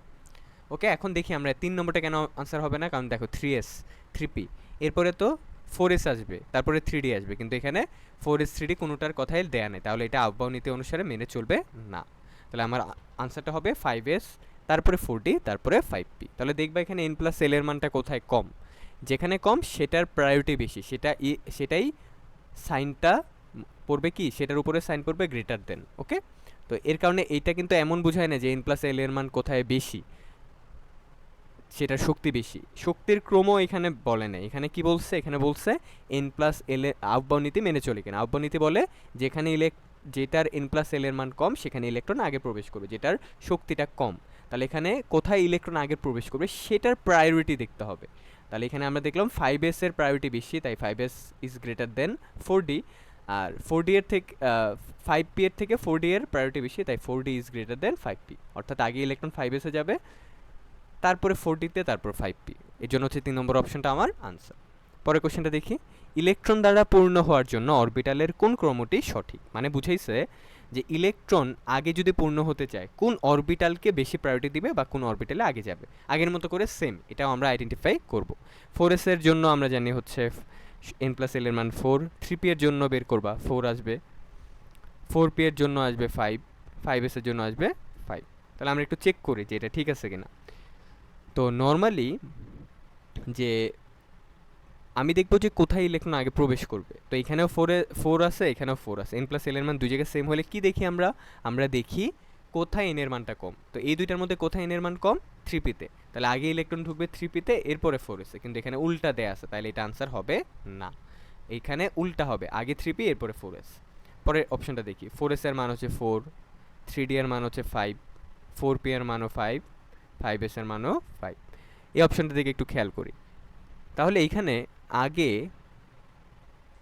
ইলেকট্রন কোথায় ঢুকবে, 4s এ, ঠিক আছে, এরপরে বাকি তিনটাই 5। যখনই দেখবো n প্লাস এল এর মান সব জায়গায় 5 বা একই, তখন দেখবো কাকে প্রায়োরিটি দিব, তখন n এর মানটা কোথায় কম, যেখানে n এর মান কম সেখানে ইলেকট্রন আগে প্রবেশ করবে, সেটা গ্রেটার দেন হবে এবং সেটা প্রায়োরিটি বেশি পাবে। তাহলে এখানে 3, n এর মান এখানে 4, এখানে 5, তাহলে এইটাই n এর মান কম, এখানে ইলেকট্রন আগে প্রবেশ করবে, এরপরে 4p তে, এরপরে 5s এ, তার মানে এটাই আমার আনসার। বাকিগুলো চেক করার প্রয়োজন নাই, আগে 4s এ, এরপরে 3d তে, এরপরে 4p, এরপরে 5s, বাকিগুলো চেক করার প্রয়োজন নাই, এটাই হবে আমার আনসার। ওকে, কারণ বাকিগুলো চেক করলে দেখবা বাকি দুইটাই কি আছে, ভুল আছে, তুমি চেক করে নিতে পারো। উচ্চ শক্তির অরবিটাল কোনটি? উচ্চ শক্তি মানে কি, n প্লাস এল এর মান কার বেশি, যার বেশি সেই তো উচ্চ শক্তি হবে, তারই পাওয়ারফুল বেশি, যে পাওয়ারফুল বেশি তার মধ্যে কিন্তু ইলেকট্রন পরে ঢুকে, তাই না? তাহলে আমরা এখানে বের করি, 4f এর জন্য এখানে 7 আসবে 4, আর এল এর জন্য এফ এর জন্য এল এর মান 3, তাহলে 4 প্লাস 3 7, 5s এর জন্য 5, 5p এর জন্য 6, 6s এর জন্য 6, তাহলে এখানে সব থেকে বেশি 4f, তাহলে এটারই পাওয়ারফুল উচ্চ শক্তির অরবিটাল। উচ্চ শক্তির অরবিটাল নিচে কোনটা, তাহলে এখানে 3d এর জন্য হচ্ছে 3 2 5, 4f এর জন্য 4 প্লাস 3 7, 5p এর জন্য 5 প্লাস 1 6, 6s এর জন্য 6 প্লাস 0 6, তাহলে এটাই হবে আনসার। নিচের কোন নীতি অনুসারে অযুগ্ম ইলেকট্রনের স্পিন একইমুখী হয়? এটা কার বলতো, কার নীতি? হুন্ডের নীতি।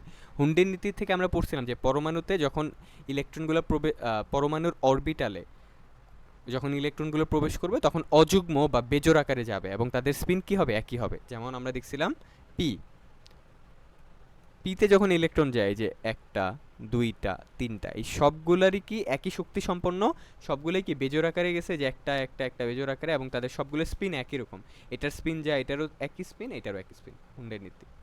নিচের কোন অরবিটালটি হুন্ডের নীতির প্রদর্শন করতে অক্ষম? মানে কোনটা দ্বারা হুন্ডের নীতি আসলে আলোচনা করা যায় না, সেটা হচ্ছে এস অরবিটাল। পি অরবিটাল দিয়ে আলোচনা করা যায়, কারণ পিতে বক্স থেকে তিনটা আর বেজোড় আকারে সবাই যায়, এই যে বেজোড় আকারে আগে পূর্ণ করে। ডিতেও সেম, ডিতে 5টা থাকে, এখানেও বেজোড় আকারে কি করে, পূর্ণ করে, যে আগে বেজোড় আকারে যাচ্ছে। বেজোড় বেজোড় বেজোড়, এফেও সেম। তাহলে অক্ষম হচ্ছে এসটা। হুন্ডের নীতি ক্ষেত্রে প্রযোজ্য নয় কোনটা? ওই যে এস, যেটা আমরা দেখলাম পিডিএফ, এটা কিন্তু অযুগ্ম অবস্থায় ইলেকট্রন যায়, এটা তোমার হচ্ছে এক্সপ্লেন করা ইজি, করা যায়, কিন্তু এস দিয়ে এক্সপ্লেন করা যায় না, কারণ এসে তো একটাই অরবিটাল। নিচের কোনটির ক্ষেত্রে হুন্ডের নীতি প্রযোজ্য? তাহলে হুন্ডের নীতির প্রযোজ্য বুঝবা কেমনে? তুমি দেখবা শেষ অরবিটালটা বেজোড় আকারে ইলেকট্রন যাচ্ছে কিনা। যেমন সোডিয়ামের ক্ষেত্রে যদি দেখো, সোডিয়ামের শেষ অরবিটালটা হচ্ছে কি 3s1, তাহলে সেখানে তো এস অরবিটাল, তো এস অরবিটাল দিয়ে তো আর আইডেন্টিফাই করা যায় না বা বোঝা যায় না। হিলিয়ামেরটা হচ্ছে 1s2, এটাও যাচ্ছে না। অক্সিজেনেরটা যাবে, দেখো অক্সিজেনেরটা যদি করো ইলেকট্রোবিন্যাস 1s2 2s2 2p4। মানে মূল কথা আমি বলি, মূল কথা তুমি দেখবা এক ইলেকট্রন বিন্যাসের সর্বশেষ অরবিটালটা পি ডি বা এফ আছে কিনা। যদি পি ডি এফ থাকে তাহলে বুঝবা সেটা হুন্ডের নীতির জন্য প্রযোজ্য, ঠিক আছে? তো এখানে যেমন দেখো শেষ অরবিটালে পি আছে, তাহলে পিটার জন্য তো এক্সপ্লেন করা যায় হুন্ডের নীতি, যে ইলেকট্রন বেজোড় আকারে যাচ্ছে, যে একটা দুইটা তিনটা বেজোড় আকারে গেল, এরপরে পূর্ণ করলো, এই যে 4 নম্বরটা এটা, ঠিক আছে? তাহলে এটাই হবে আনসার। বেরিলিয়ামের ক্ষেত্রে দেখবা শেষে 1s2 2s2 এস আছে, ঠিক আছে? তাহলে মুদ্রা কথা হচ্ছে হুন্ডের নীতির ক্ষেত্রে দেখবা সর্বশেষ ইলেকট্রোমিনাসের সর্বশেষ অরবিটালটা যেন পি হয় অথবা ডি হয় অথবা এফ হয়, তাহলে সেগুলোর ক্ষেত্রে হুন্ডের নীতি কি প্রযোজ্য এবং হুন্ডের নীতি ব্যাখ্যা করা যায়। কোন মৌলটি ইলেকট্রোমিনাসের ব্যতিক্রম? ক্রোমিয়াম। ক্রোমিয়াম, কপার, ক্রোমিয়ামের নিচে একটা মৌল আছে মোলিবডেনাম, কপারের নিচে আছে সিলভার, সিলভারের নিচে আবার আছে গোল্ড। তো এগুলো বেসিক্যালি তোমার কি ব্যতিক্রমী ইলেকট্রন বিন্যাস। একটি পরমাণুতে দুইটি ইলেকট্রনের সর্বোচ্চ কোয়ান্টাম সংখ্যার মান একই হতে পারে। একটি পরমাণুতে দুটি ইলেকট্রনের সর্বোচ্চ কয়টি কোয়ান্টাম সংখ্যার মান একই হতে পারে? সর্বোচ্চ 3টা। তুমি মনে আছে পাউলির বর্জিন নীতি? তো এখানে কি বলা ছিল? একটি পরমাণুতে দুটি ইলেকট্রনের 4টি কোয়ান্টাম সংখ্যা কিন্তু এক হয় না, সর্বোচ্চ কয়টা হয়? 3টা।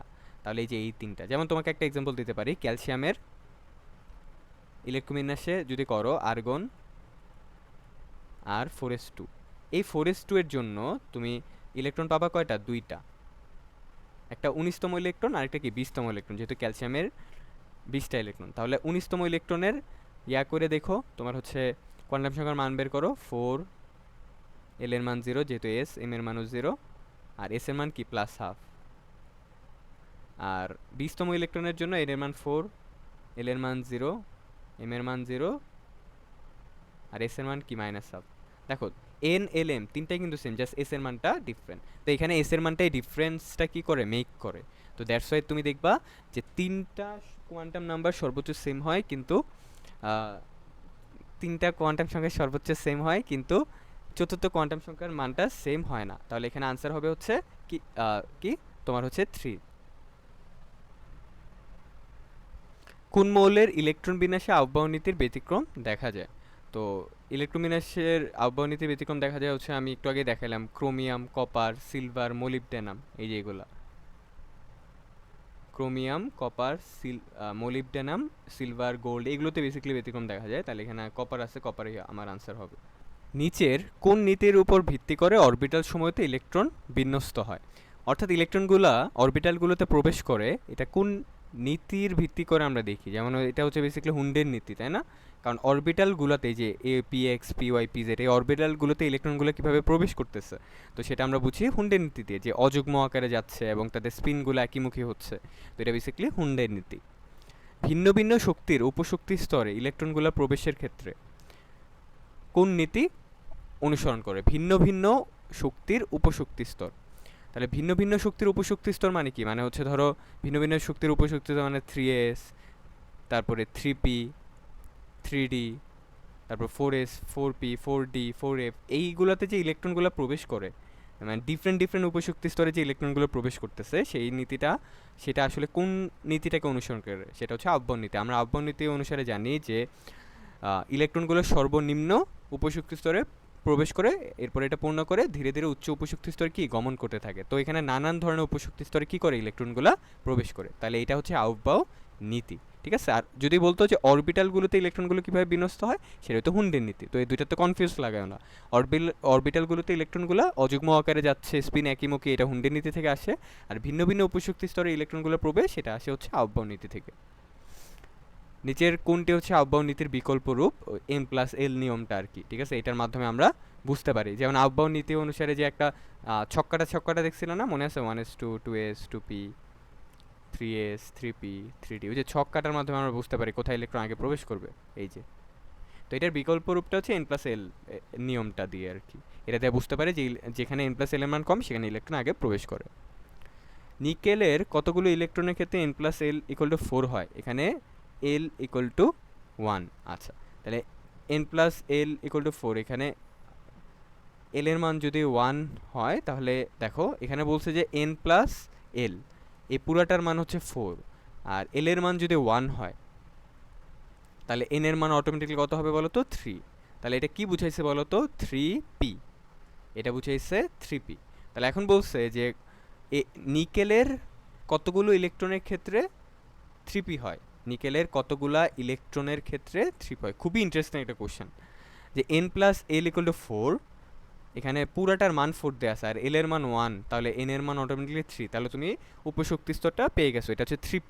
এখন বলছে নিকেলের কতগুলো ইলেকট্রনের ক্ষেত্রে তোমার এই যে 3p হয়, ঠিক আছে, কতগুলো ইলেকট্রনের ক্ষেত্রে এই 3pটা হয় সেটা তোমাকে বের করতে হবে। তাহলে আমরা জানি নিকেলের ইলেকট্রোবিন্যাসটা যদি করি, 3p কোথায় আছে তুমি দেখো, 1s2 2s2 2p6 3s2 3p6, তারপরে হচ্ছে 4s2 3d8। তাহলে এইখানে কতগুলো ইলেকট্রনের ক্ষেত্রে, কতগুলো ইলেকট্রন, যে p6, 3p না, এটা 3p, 3p এর মধ্যে কতগুলো ইলেকট্রন আছে? 6টা। তাহলে এখানে আনসার হবে হচ্ছে 6। এখানে আনসার কি হবে? 6। আবারও বলতেছি, নিকেলের কতগুলো ইলেকট্রনের ক্ষেত্রে N+L = 4 হয়? কতগুলো ইলেকট্রনের ক্ষেত্রে N+L = 4 হয়? যেখানে L এর মানটা বলে দিচ্ছে নির্দিষ্ট করে কিন্তু 1, আর L এর মান যদি 1 হয় তাহলে N এর মান অটোমেটিক্যালি কত হবে? 3। তাহলে এটা 3p বুঝাচ্ছে। তাহলে বুঝাইছে আলটিমেটলি যে নিকেলের 3p এর মধ্যে কতগুলো ইলেকট্রন থাকবে? নিকেলের যে 3p, যেটার মান N+L = 4, এখানে কতগুলো ইলেকট্রন থাকবে? তাহলে 3p-তে কয়টা ইলেকট্রন আছে? 6টা। তাহলে এটার আনসার কত হবে? 6। তো এই টাইপের কোশ্চেন কিন্তু তোমাদের আগের বছর আসছে আর কি কুমিল্লা বোর্ডে, খুবই ইন্টারেস্টিং একটা কোশ্চেন। আর এটা হচ্ছে তোমার হচ্ছে একটু ভেবে চিন্তে আর কি এটা আনসার দেওয়া লাগতো, ঠিক আছে, একটু ভেবে চিন্তে এটা আনসার দেওয়া লাগতো, কারণ হচ্ছে এটা একটু করে দেখতে হইতো যে এখানে এন এর মানটা কি আর কোনটার কথা বলছে। তো আলটিমেটলি হচ্ছে তোমার এর জন্য আর কি আমরা এটা বের করছি। ওকে, পরের কোশ্চেনটা, কোন মৌলে সর্বাধিক সংখ্যক অযুগ্ম ইলেকট্রন আছে? অর্থাৎ বুঝাইছে কোন মৌলগুলোর মধ্যে, যে এই চারটার মধ্যে অযুগ্ম মানে বেজোড় ইলেকট্রন আছে। তাহলে আমরা ইলেকট্রন বিন্যাস করতে হবে, তা করি।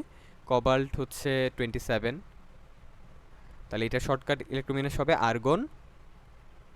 এখানে যেহেতু 2 আছে তাহলে 4s2, এখানে যেহেতু 7 আছে তাহলে 3d7।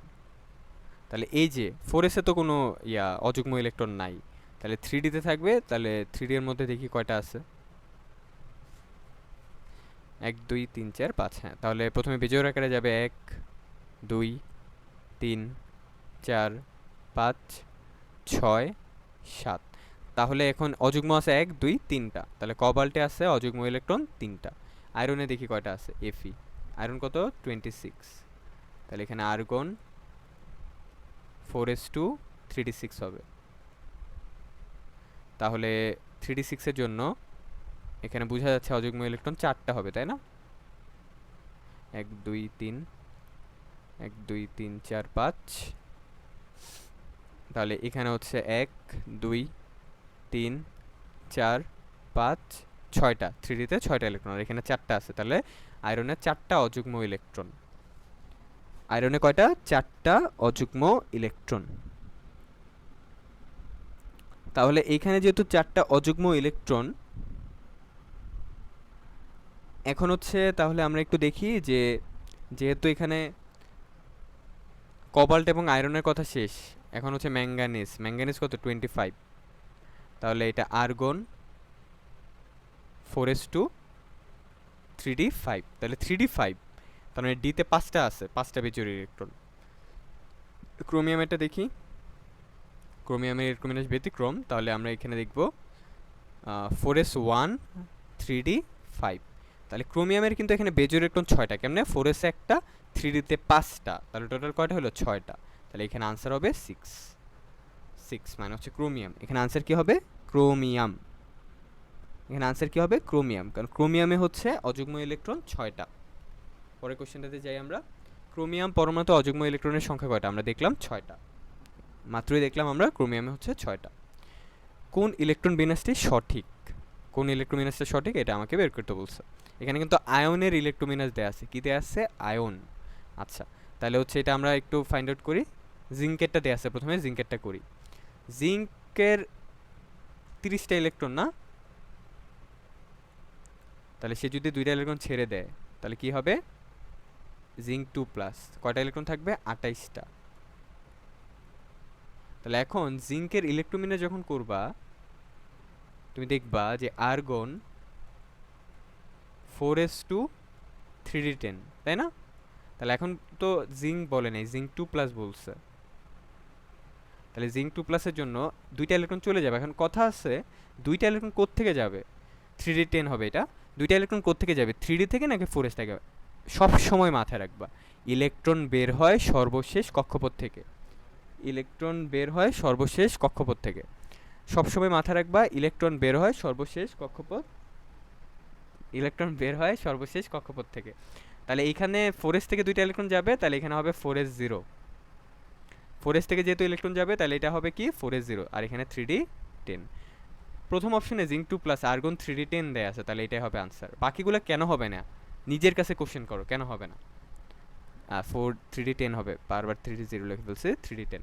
জিঙ্কের ছিল আর্গন 4s2 3d10, 2টা ইলেকট্রন ছেড়ে দেয়া। জিঙ্ক 2+ মানে 2টা ইলেকট্রন চলে যাবে। কোত্থেকে যাবে? একদম বাইরের কক্ষপথ। বাইরের কক্ষপথ কত নম্বর কক্ষপথ? 4 নম্বর কক্ষপথ। সেখান থেকে ইলেকট্রন যাবে। তাহলে 2টা ইলেকট্রন যেহেতু ছাড়ছো, 2টাই যাবে 4s থেকে আগে। তাহলে 4s থেকে 2টা গেলে 4s0 আর 3d10। তাহলে এখন 3d10 হবে। তাহলে আর্গন 3d10, এটাই আনসার। Fe2+এরটা কেন হবে না? কারণ দেখো Fe2+এর ক্ষেত্রে ওরা 4s থেকে ইলেকট্রন বের করে নাই। আয়রনের ইলেকট্রন বিন্যাস হচ্ছে আর্গন 4s2 3d6। এখন আয়রন 2+, 2টা ইলেকট্রন যাবে 4s থেকে, কিন্তু ওরা 4s থেকে ইলেকট্রন ছাড়ে নাই, তাই Fe2+ আনসার হবে না। নিকেলের ক্ষেত্রে সেম, দেখো 4s এ নিকেল 2+, 2টা ইলেকট্রন যাবে 4s থেকে, কিন্তু এখানে 4s থেকে ইলেকট্রন ছাড়ে না, ও 3d থেকে ছাড়ছে। 3d থেকে তো ছাড়বে না, তাই না? ইলেকট্রন বের হবে সর্ববহিস্থ কক্ষপথ বা একদম বাইরের কক্ষপথ থেকে। তো 4 নম্বর কক্ষপথই তার বাইরের কক্ষপথ, সেখান থেকে ইলেকট্রন ছাড়বে, রাইট? তারপরে কপার 2+, এখানেও সেম, এটা এস হবে। তো ইলেকট্রন ছাড়বে একদম শেষ কক্ষপথ থেকে, 4s থেকে, এটাও আনসার হবে না। তাহলে জিঙ্ক 2+, এটাই হবে আমার আনসার। ওকে, এগুলো একটু কেয়ারফুল থাকো, এগুলো ছোটোবেলাও পড়ছো, তাও আরেকবার রিমাইন্ডার দিয়ে দিলাম যে ইলেকট্রন বের হয় সর্ববহিস্থ কক্ষপথ মানে একদম বাইরের কক্ষপথ, 4 নম্বর কক্ষপথ থেকে। সে চাইলে বাইরের কক্ষপথ বাদ দিয়ে ভিতরের 3 নম্বর কক্ষপথ থেকে ইলেকট্রন বের করবে, এটা পসিবল না। ইলেকট্রন বের হলে একদম বাইরের কক্ষপথ থেকে আগে বের হবে, এরপর ভিতরের কক্ষপথ থেকে বের হবে। ওকে, এটা একটু খেয়াল রাখো। তাহলে তাহলে এই হচ্ছে তোমার হচ্ছে বেসিকলি আমাদের এমসিকিউ এতটুকু পর্যন্তই আমাদের পার্ট 1। তো পরবর্তীতে হচ্ছে আমরা নতুন আরেকটা পার্ট নিয়ে আলোচনা করব। এই হচ্ছে আমাদের গুণগত রসায়নের প্রথম পর্বের অংশ। তো এখানে আমরা অনেক টাইপের এমসিকিউ দেখলাম, পরবর্তীতে আমরা বাকি অংশ অর্থাৎ বর্ণালী, দ্রাব্যতা, দ্রাব্যতার গুণফল, আয়ন শনাক্তকরণ, এগুলোর এমসিকিউ নিয়ে আলোচনা করব। তো সবাই ভালো থেকো, সুস্থ থেকো, আর এই ক্লাসটি ভালো লাগলে অবশ্যই ফ্রেন্ডদের সাথে শেয়ার করে দেয়, এবং ক্লাসটি কেমন লেগেছে কমেন্টে জানাতে ভুলো না। সবাই ভালো থেকো, সুস্থ থেকো, আল্লাহ হাফেজ সবাইকে, আসসালামু আলাইকুম, টাটা।